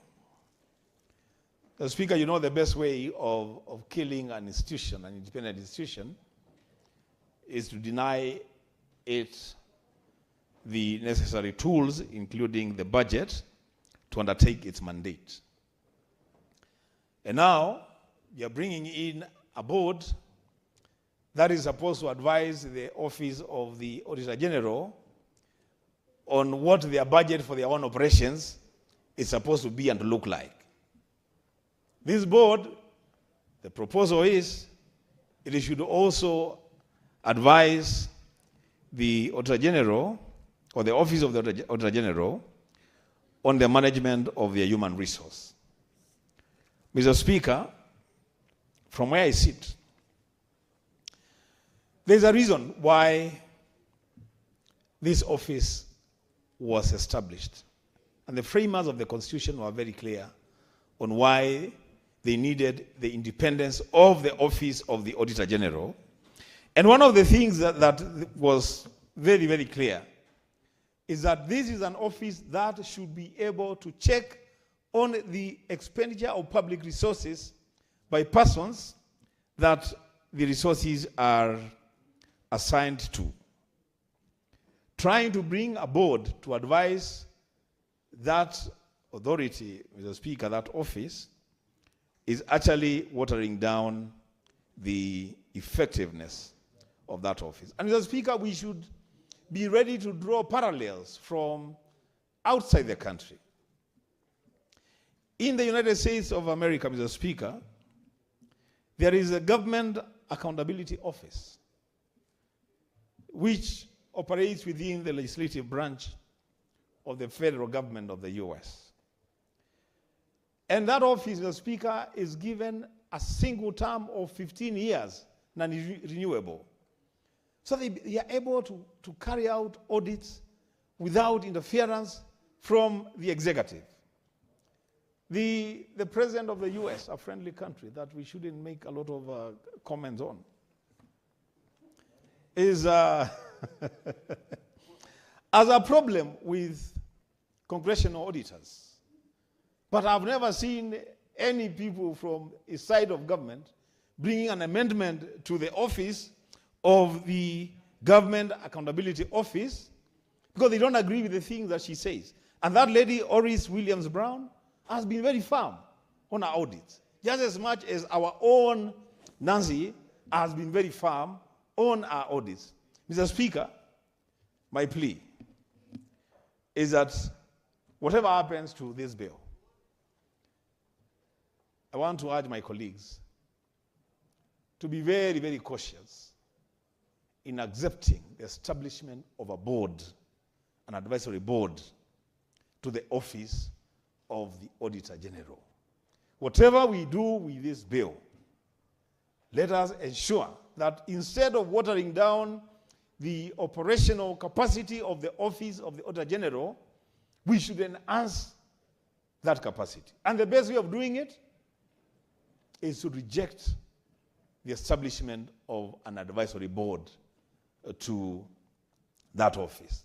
And least of all, Mr. Speaker, even if the worst was to come to the worst, and these members here would agree, and I don't see them agreeing, to the establishment of the board, then the Attorney General or his office can never sit in that board, Mr. Speaker. You cannot sit as an advisor to an office that is supposed to audit your own operations. Mr. Speaker, with those few remarks, I support the bill, but with amendments to remove that board from the proposal. I thank you, Mr. Speaker. Senator Wakili Sigei. Mr. Speaker, I thank you for giving me the opportunity to contribute to this particular bill. And Mr. Speaker, I want to, before I make my comments, appreciate the Senator for Nairobi, Senator Sifuna. He's done justice to this law, particularly on the basis of the objective of the bill, because if indeed it's true that it is founded on the desire to comply with the pronouncements of the court, that has not been fully done by the provisions that are in this bill. Mr. Speaker, I therefore fully associate myself largely with the comments made on the clauses that the Honorable Justice Mwita, in his judgment, had pronounced himself on how the law should be interpreted and how the office of the Auditor General should be treated, because it is a constitutional office. Mr. Speaker, this office is a very important office. It is a sacrosanct office, and that is why it is founded under the provisions of Article 229 of the Constitution. And Mr. Speaker, it's not only Article 229 that speaks to the office of the Auditor General. Article 248 makes reference to this office as the only other independent office besides the office of the Controller of Budget, over and above the constitutional commissions. And therefore, that reference of this office as an independent office is in itself very, very critical. And beyond that, again, Mr. Speaker, the reference to the office of the Auditor General under Article 252(3, that gives it the mandate among the few of offices that are granted the mandate and the order to order witnesses to appear before it and testify on any matter, gives it also the additional independence and the importance of the office. And therefore, we should jealously protect that independence to the extent that whichever law that we are seeking to amend, to introduce, it must be a law that improves it and not that diminishes the office of the Auditor General. The appointment of the Auditor General in itself a very highly guarded office. The appointment must be subjected to Parliament. It must be approved by Parliament. The holder of that office sits in that office for a single term of 8 years, non-renewable. Those requirements, Mr. Speaker, and the process leading to the holder of that office being appointed gives it the importance. And therefore, even as we debate the proposals to amend this 2015 law, we must be alive to the fact that at the end of it all, this office must jealously be protected by all of us in order to make sure that we give it the independence that the Constitution gives it.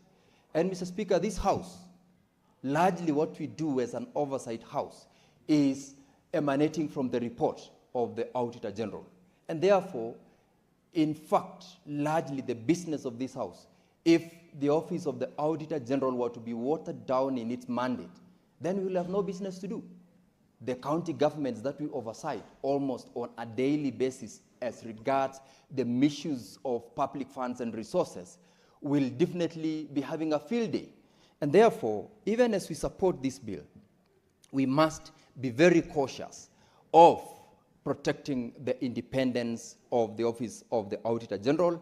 And if there is anything that seeks to take away even an inch of that mandate, Mr. Speaker, that will be a sufficient ground to reject any of such provisions. And even if it means largely the entirety of the proposals to amend, Mr. Speaker, we should, as a House, be ready to do that.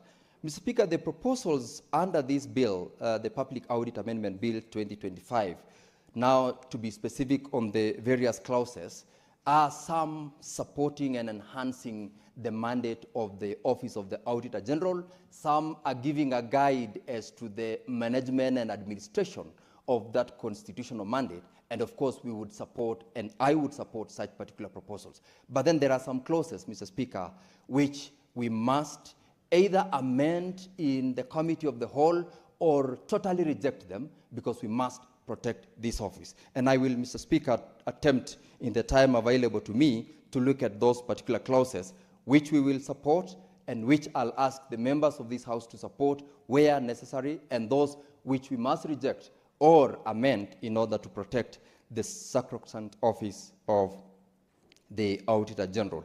Mr. Speaker, the proposal under Section Clause 5 that seeks to amend Section 7 of the original Public Audit Act is a provision that is seeking to strengthen the purpose and the office of the Auditor General. Mr. Speaker, it seeks to introduce a Clause 7CA that requires the Auditor General to satisfy himself or herself in terms of the utility of the public resources that a government entity has been mandated to utilize.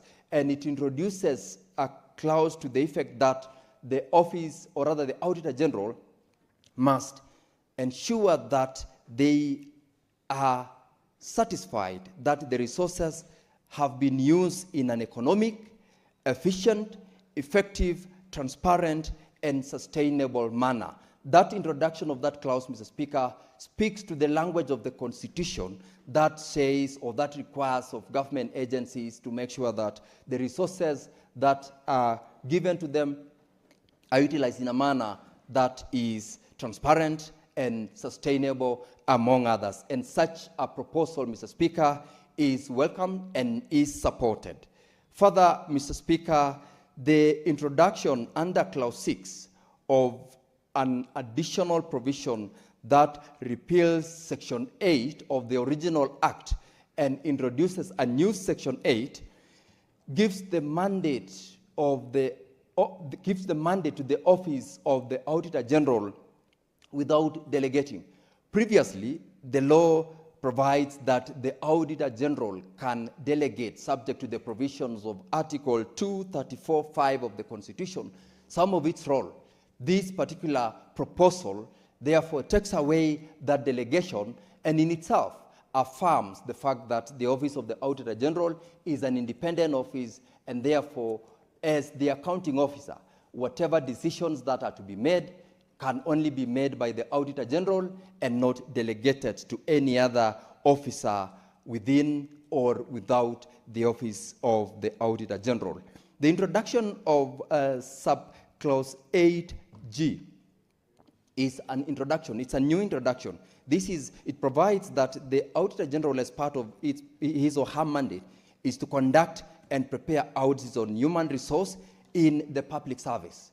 Mr. Speaker, this is a new introduction which is highly welcome because besides the normal audits that we normally do, the scope of the audit that the Auditor General can conduct in public institutions has now been extended to human resource. Remember, there is a provision, Mr. Speaker, later on that I'll come to, where we are talking about county governments having ballooned in terms of employing. They have become employment bureaus. They've gone beyond 35% that the laws allows of their shareable revenue, and some even beyond 55%.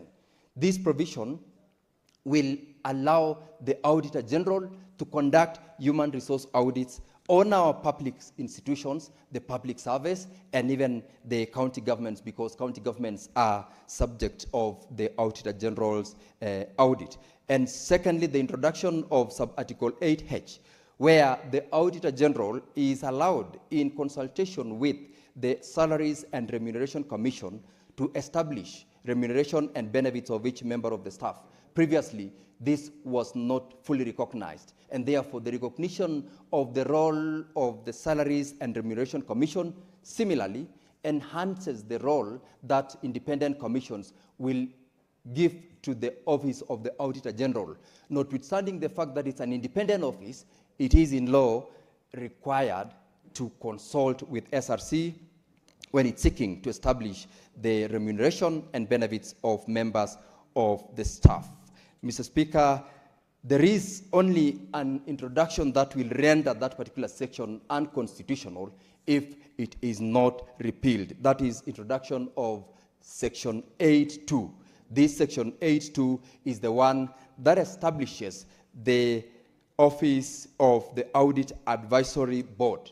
Mr. Speaker, I'll still come to this in a short while, but having this particular clause under 8.2 renders that entire clause unconstitutional because it is subjecting the Auditor General to seek advice of the Audit Advisory Board.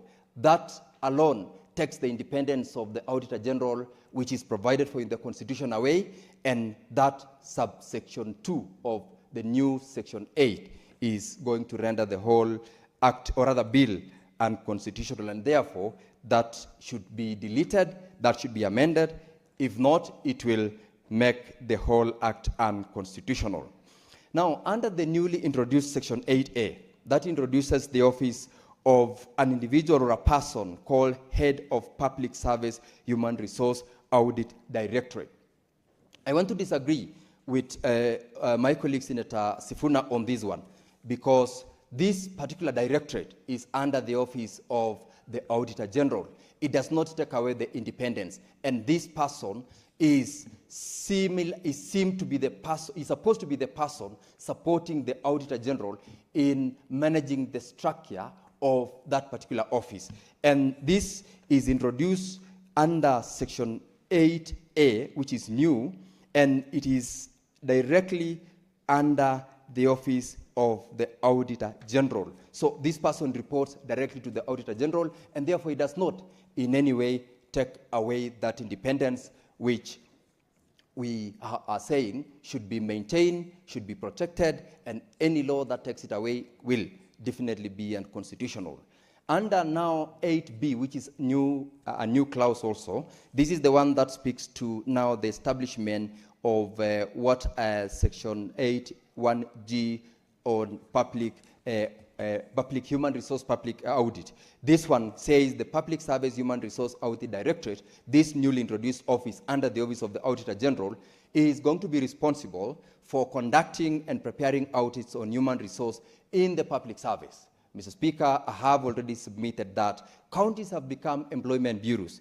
If they are not audited, if they are not controlled, they will be bureaus that only conducts employment, and it will balloon their wage bill, and there will be zero or no reduced development vote because of the human resource that takes away the options that we have. It will also help by creating this particular directorate under the Office of the Auditor General, enhance what we would call affirmative action in the persons to be put into that office.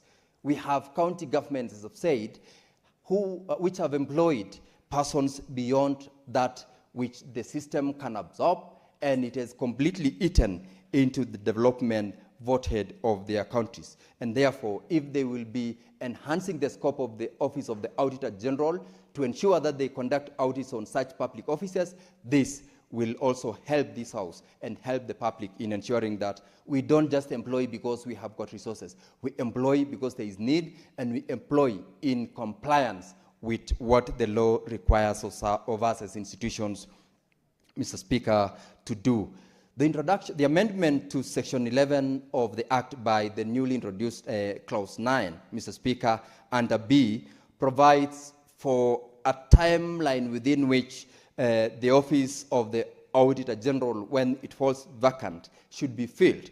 And the timeline which is provided for notification of this expiry of the term of the Office of the Auditor General provides for an opportunity for succession planning. And that is a welcome provision that will facilitate replacement of that office within the requisite timeline, and it does not anticipate a vacuum in that particular office. And having it in law will help to ensure that that is fully complied.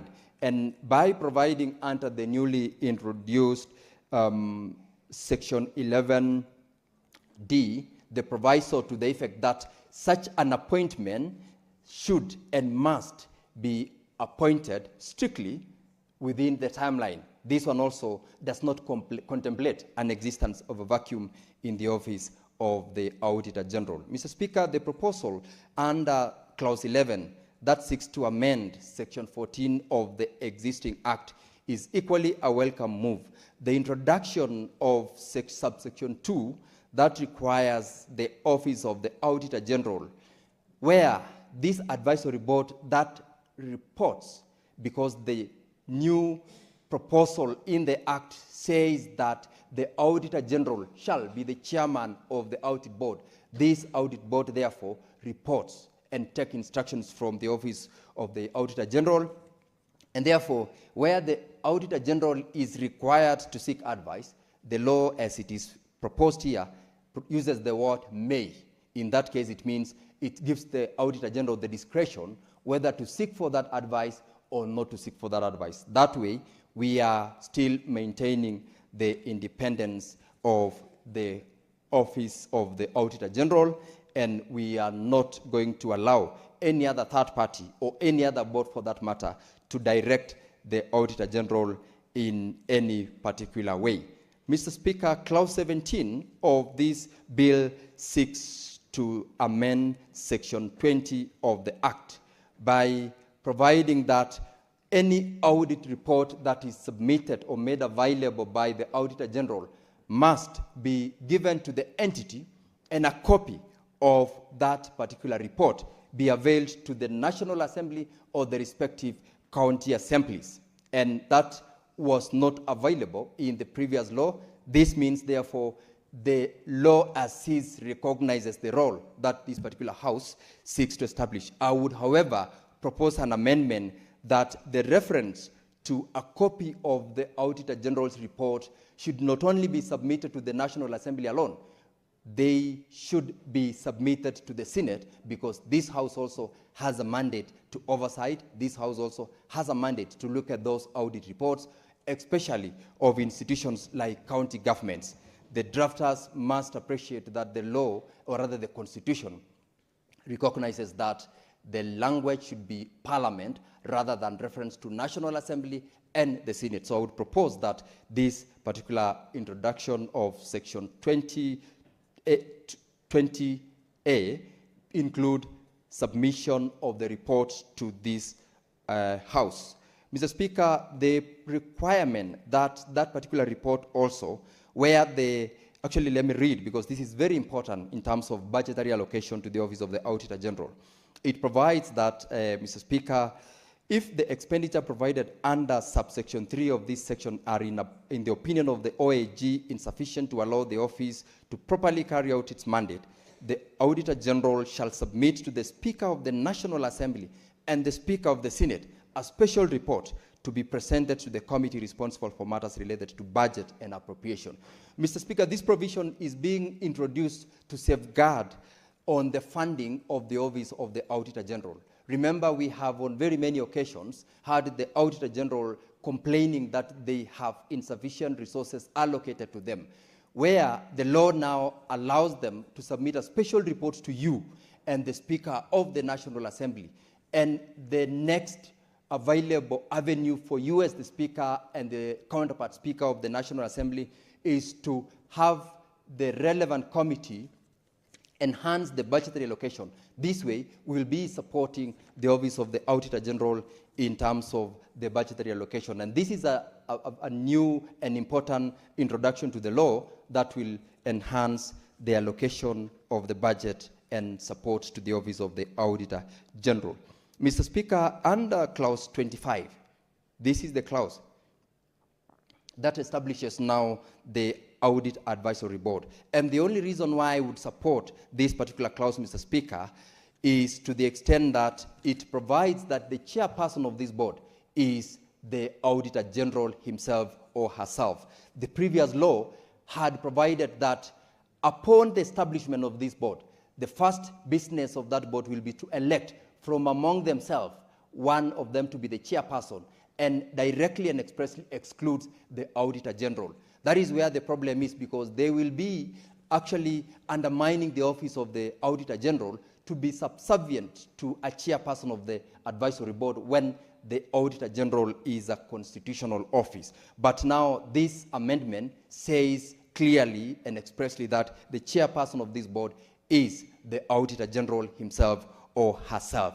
However, I entirely oppose the inclusion of the Attorney General in this particular board. For obvious reasons, my colleagues have stated that the office of the Attorney General is audited by the OAG, that is the Auditor General.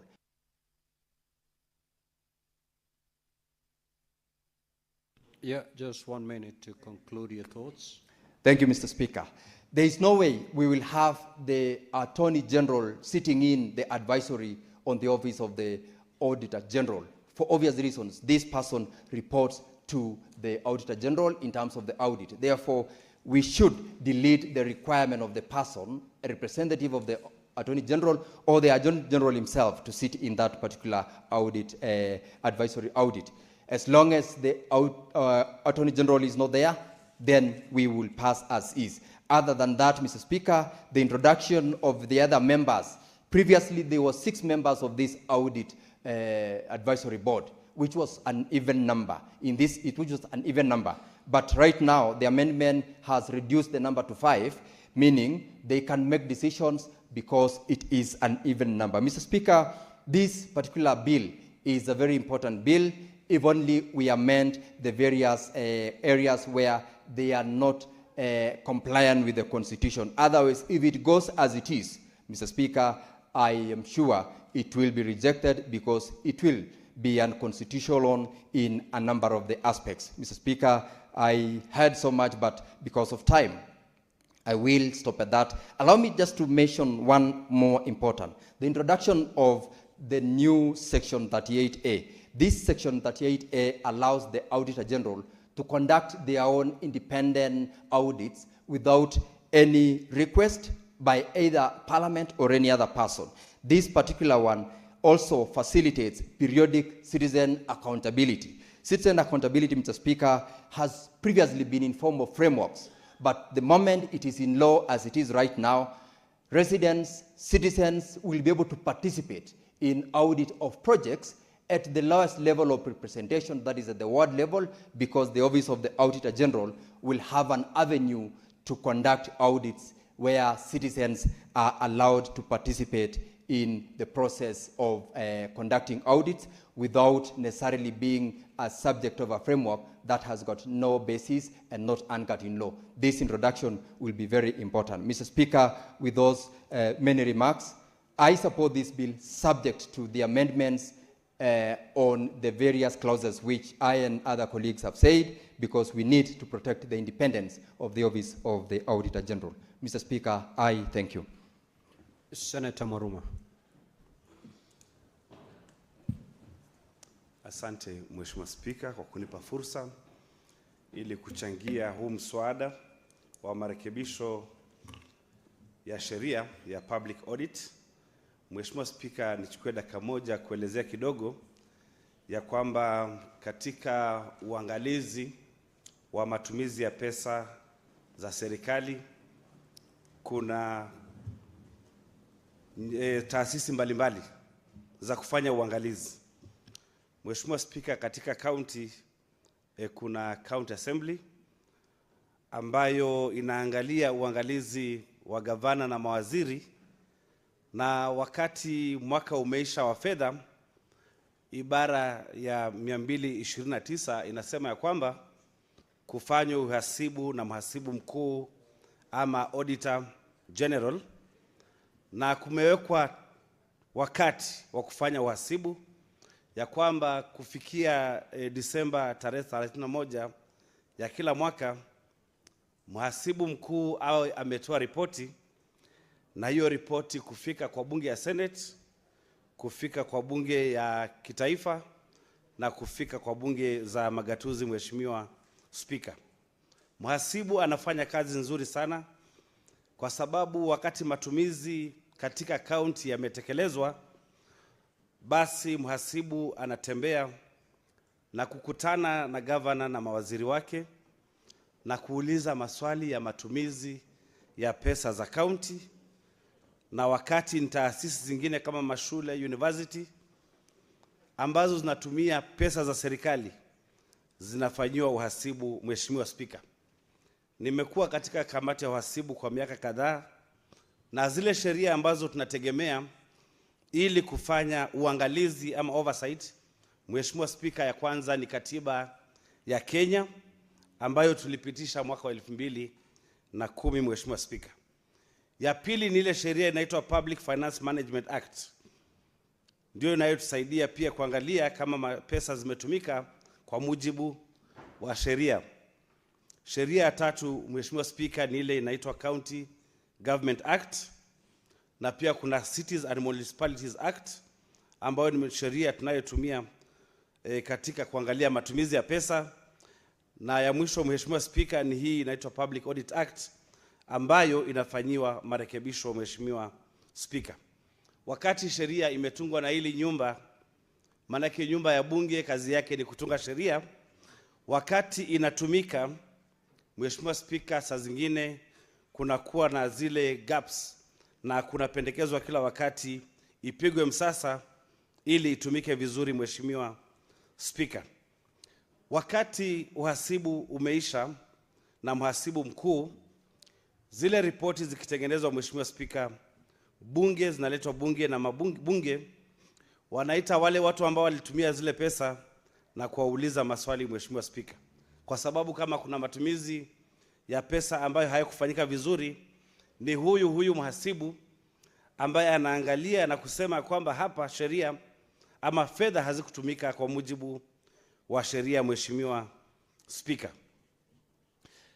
mara kwa mara, Mheshimiwa Spika, tunapata ya kwamba magavana wanakataa kuja kujibu maswali ambayo yameulizwa na huyu mhasibu, lakini ni kisheria kwamba kila gavana ambaye anatumia pesa, assembly ambayo inatumia pesa, Mheshimiwa Spika, na zile taasisi zote za serikali lazima zije bunge ili kuja kujibu maswali. Mheshimiwa Spika, nilikuwa naangalia kipengele cha 25 ambacho hii sheria imesema kwamba kibadilishwe, Mheshimiwa Spika, kwa kutengeneza bodi ya kutoa mawaidha kwa mhasibu mkuu. Nimeangalia na nimesoma hii sheria, Na sijaona ni kwa nini mapendekezo kama haya ya kutengeneza bodi ya kutoa mawaidha kwa mhasibu yanatokezea. Kwa sababu hii bodi tukiangalia inaweza pelekea kupunguza nguvu za huyu mhasibu mkuu.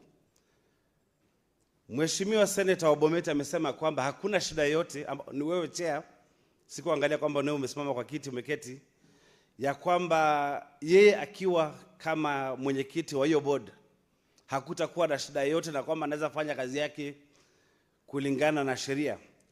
Lakini kama kutakuwa na hiyo board na katika wakati wa kufanya mikutano lazima kuwe na ile inaitwa quorum, ama wale board members wafikie namba fulani, kutatokea namna gani kama watu wamekataa kwenda kwa hiyo mikutano?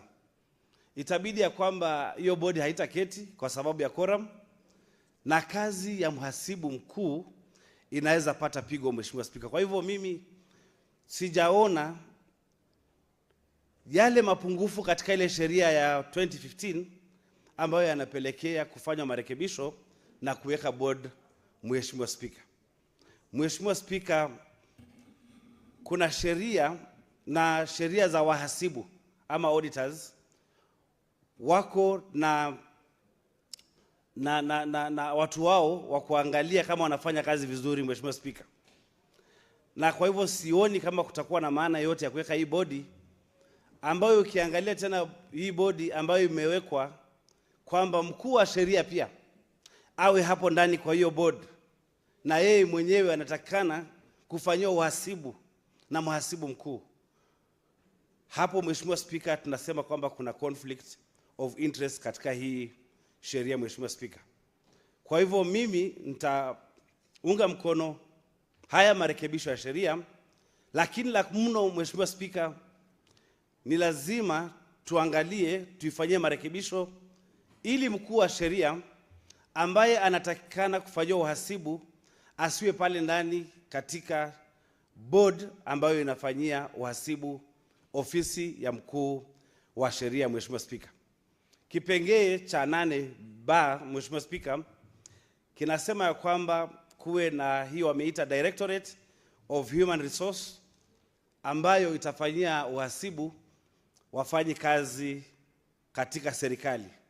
Mheshimiwa Spika, tayari kunafanyika uhasibu katika county, serikali za county, kunafanyika uhasibu katika wanaofanya kazi ama watu wanaofanya kazi katika serikali ya kitaifa.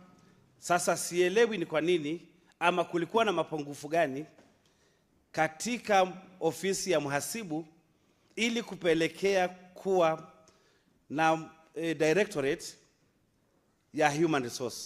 Mwaka uliopita, Mheshimiwa Spika, county zote 47 zilifanywa uhasibu na kuangalia wale watu ambao wanafanya kazi kwa county, na county zote saizi ziko na report ambazo, Mheshimiwa Spika, kamati ya bunge ya uhasibu ya hii Senate imeletewa hizo report tayari, na wakati wowote tutaanza kuita magavana ili watuelezee yale makosa ambayo yameonekana kutokana na uhasibu wa huyu mhasibu mkuu wa fedha.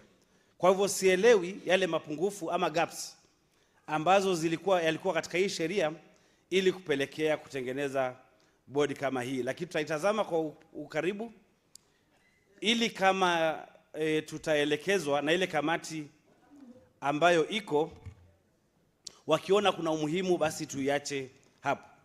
Mheshimiwa Spika, mhasibu mkuu amefanya kazi yake kulingana na mimi, kazi yake vizuri, ingawaje kuna wahasibu hapa na pale ambao wako na mapungufu, lakini kijumla ofisi ya mhasibu mkuu ama auditor general wamefanya kazi nzuri na wameangalia mahali pesa zimepotea.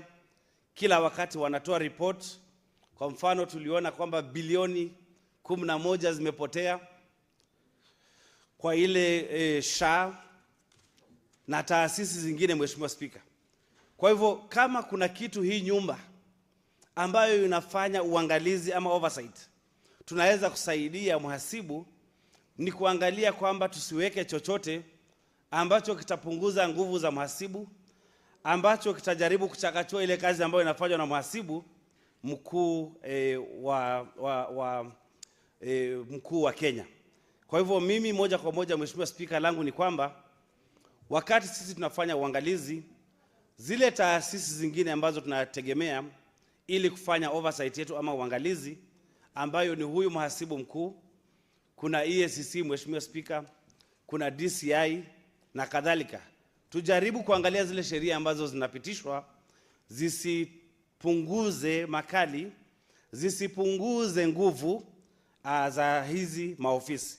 Kwa hivyo Mheshimiwa Spika, mimi naunga mkono kupigwa msasa kwa hii sheria, lakini tuangalie ya kwamba kama tutaangalia vile vipengee ambavyo vinafaa kurekebishwa, kwa mfano kuondoa mkuu wa sheria katika bodi hii ya advisory board ya audit ama ya auditor general, basi tuitoe na hii sheria itakuwa nzuri ya kufanyia kazi ya uhasibu wananchi wa Kenya. Mheshimiwa Spika, yangu hayatakuwa mengi. Tufanyie marekebisho hii sheria ili Mheshimiwa Spika, kwa sababu ni sheria ambayo ni ya kina sana, ni ya muhimu sana katika kufanya kazi ya uangalizi ama oversight. Asante sana Mheshimiwa Spika kwa huo muda, nashukuru. Thank you, Senator Maruma. The chair was tempted in the course of your contribution to remind you as a seasoned member of the House the provisions of Standing Order number 92. And maybe for the benefit of those who are here, you probably ought to give in Swahili what gaps mean. That is what you said, directorate, as well as a conflict of interest. I picked those three in the course of your contribution, which you were doing in Swahili.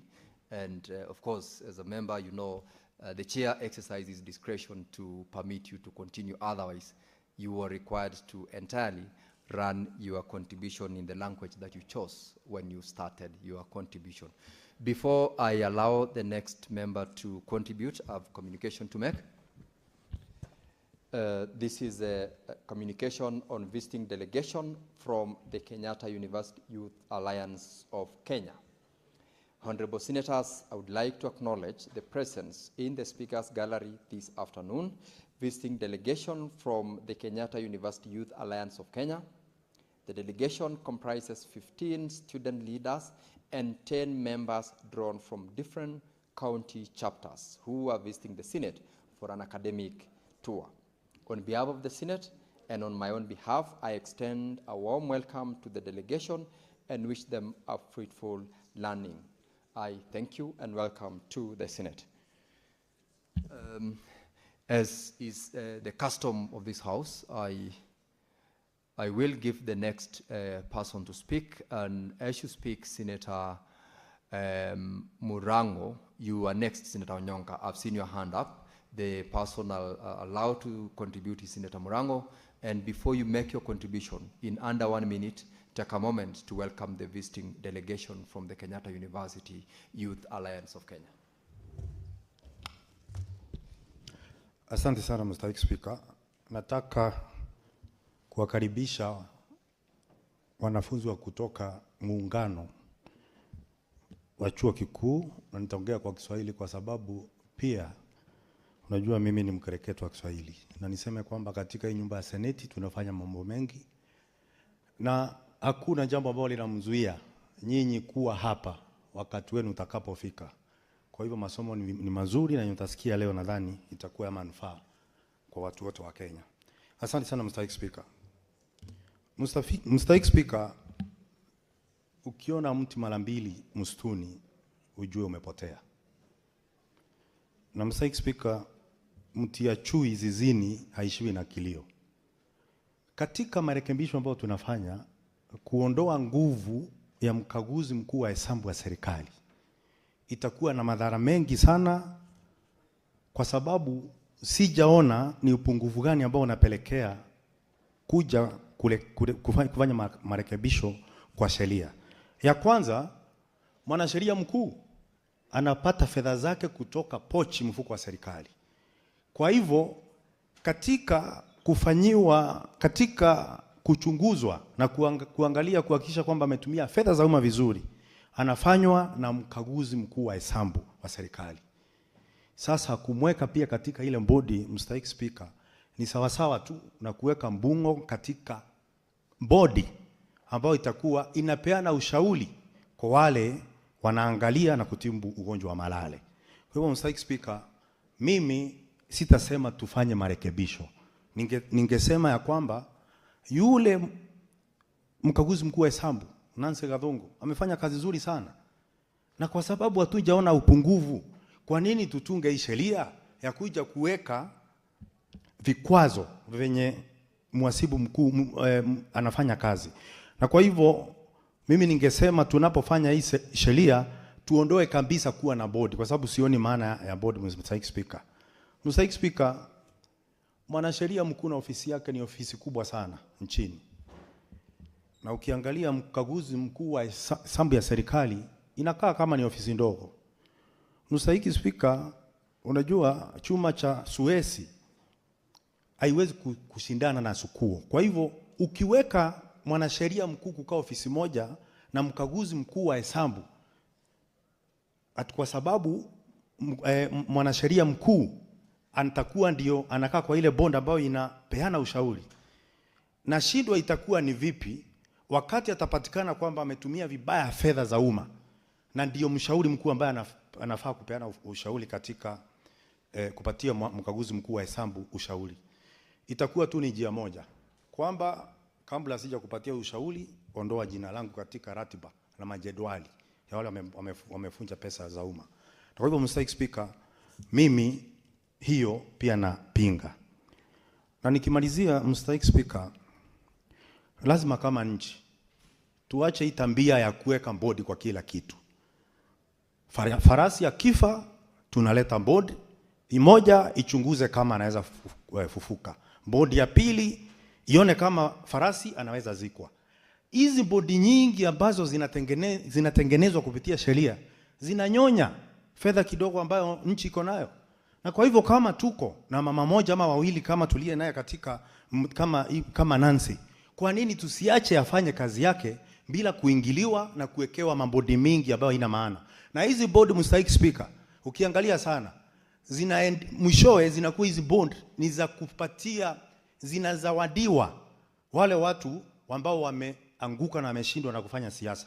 Kwa hivyo mimi nikiulizwa mstahiki Speaker, ningesema zile bodi zifutiliwe mbali. Hata ningeulizwa ni nafasi kwingine nikuje na order ya taasisi na bodi zingine ambazo zinafaa kuvunjwa. Ukiangalia zile bodi tuko nazo mstahiki Speaker ni nyingi sana. Zingine unasikia mwenyekiti wa bodi kwa matanga na mashishi unakutana ni wengi kushinda wale wanaomboleza. Hawa watu ndio wanaenda hata kwenda kufunja pesa zetu zaidi. Na ndio nasema hizi bodi ni sawa ni sawia na wale watengeneza jeneza ambao wanaenda kulia sana matangani na wanakuanga biashara za kuuza jeneza. Asante sana mstahiki Speaker. Thank you, Senator Murango. Senator Onyonga Richard. Ndugu Speaker, hata mimi ningependa kutoa heshima zangu kwa ndugu zangu ambao wamezungumza kwa lugha ya taifa ambayo kila wakati, ndugu Speaker, ingekuwa vizuri pengine siku zingine tupate nafsi kuzungumza kwa hili jumba ili tuzungumzie haya maneno. Jambo la kwanza, ningependa kuunga ndugu zangu ambao wametoa ubishi kwa hii sheria ambao inataka kubadilishwa. Mimi kama mmoja wao wa kamati ya hela na fedha nchi yetu, Finance Committee, tulimuita mama Nancy tukamuuliza, fikira zako wewe kama kiongozi ambaye anakagua matumizi ya fedha za kiserikali na vile tunaendesha nchi yetu, unaonaje kama tungetafuta kamati ambayo ingekuja iketi ili ukishatoa audit report yako ndio watakuwa wanakupa mawaidha kukuambia huwezi kulifanya hivi na huwezi kulifanya hivi. Kwa hivyo ningependa ndugu Speaker kusema kwanza, ukienda kipengee 12 cha pili nasema kuwa lazima Auditor General atafute mawaidha kutoka kwa Audit Advisory Board. Yaani ile kazi ambayo Auditor General anafanya, sasa chumba hiki cha Senate, haja yetu ni kupanga vile tulete maofisa wengine, ili mhasibu wa hela za kiserikali akishamaliza kufanya audit yake, hao ndio watamwambia. Watakuwa wanamwambia nini? Watakuwa wanamwambia, ukishapata mtu ameiba hela za serikali, huyo wacha yeye, kwa sababu huyo ni mtu mkubwa, huyo ni jamaa ambaye anasaidia serikali. Kwa hivyo wachana na hayo. Jambo la pili, wanasema kutakuwa na senior deputy auditor, yani naibu, ule auditor ambaye, ndugu Speaker, wakati huu ana naibu wawili haswa, na hamna mtu ambaye ametoa kelele kuwa hawafanyi kazi. Hakuna mtu ambaye ameleta hata kesi kusema haki zangu zimedhulumika. Sababu ya kuleta hii nafasi ati kuna mtu ambaye atakuwa naibu ya yule mama ni kwa sababu wanatafuta mchungaji, yule atakaanachunga. Ule mama akienda likizo, huyo ndio wanamleta, ndio anapiga zile deal zao, wanapiga huko ndani. Tunajua vile wanaiba hela za Kenya. Ndio sababu wanataka kuleta deputy. Na hamna mtu ameenda kotini akaleta ubishi. Kuna sababu ya huyu mama ambaye anasimamia na anafanya kazi ambayo ni ya kushtua. Kama angekuwa mwanaume, najua pengine angekuwa amenejificha kwa vyo. Sasa tunataka kumletea, kwa kizungu tunasema gatekeeper, yule mtu ambaye atakuwa na mchunga. Ndio sababu ya hii kipengee kuletwa. Ukienda 13.1, Senior Deputy Auditor General shall be the principal assistant to the Auditor General. Nani alisema yule ambaye anafanya kazi na huyu mama wakati huu wana shida naye? So kwa sababu gani unaleta mtu mwingine ambaye atakuwa anamchunga huyu mama ambaye amekuwa akifanya kazi nzuri? Jambo lingine wameleta kuwa shall be, by deleting paragraph A, ukiondoa A alafu uilete hii paragraph unataka kuleta, ndio nasema ati kuna huyu jamaa ambaye sasa tunamweka ndiye atakuwa naibu wa Auditor General, ambako kazi yake ni kufanya kazi kikatiba. Kazi gani hiyo anaenda kufanya kikatiba? Kwa sababu Auditor General, PFM Act inasema fanya audit kila mwaka, tumepewa masharti ya kufata, na hiyo audit inakuja inawekwa kwa hili jumba hapa. Ni sababu gani tunataka kuintroduce mtu ambaye atakuwa deputy wa huyo mama ambaye tunaye? Vile na vijua Kenya yetu, hii nchi yetu nzuri tunaiyependa. Sababu ya kuleta hivi vipengee vyote ni kutoa yale madaraka ya kikatiba ambayo inafanya huyu mama anafanya kazi yake kwa kiheshima na kwa kisheria. Mpige kelele, msipige kelele. Kama itakuwa 1 term ama 2 term, mkiiba atawaambia mmeiba. Sasa hivyo ningependa kusema hivi vipengee zote zimeletwa hapa kwa ukora na ukorofi. Tuachilie huyo mama aendelee kufanya kazi yake, kwa sababu sheria imehudumu na hii sheria yetu ndio tunajaribu kupigania. Asante ndugu Speaker. Senator Onyonga, thank you for your contribution. I am not seeing Senator Kajwang in the House. He ought to be the next. And now, in the absence of Senator Kajwang, as well as the mover of this motion, the leader of majority, I will defer reply on this motion to the next sitting. So reply by the mover is hereby deferred to the next sitting of the House. And with that, I call upon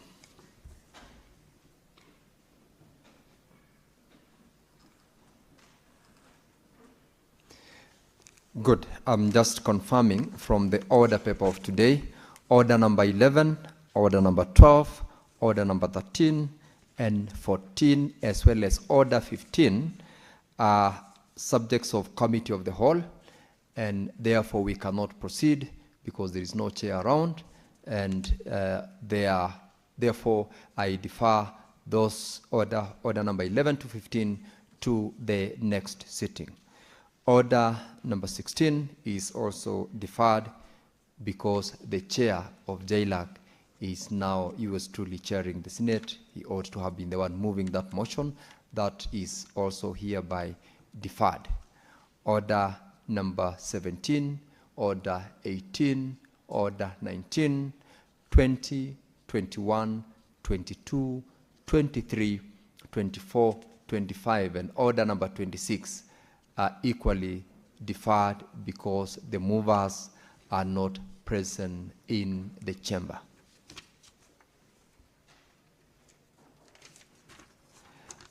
May the House rise now. Now, honorable senators, on conclusion of the business of the House, there being no other business on the order paper, the Senate stands adjourned until Tuesday, 17th of March, 2026 at 2:30 p.m.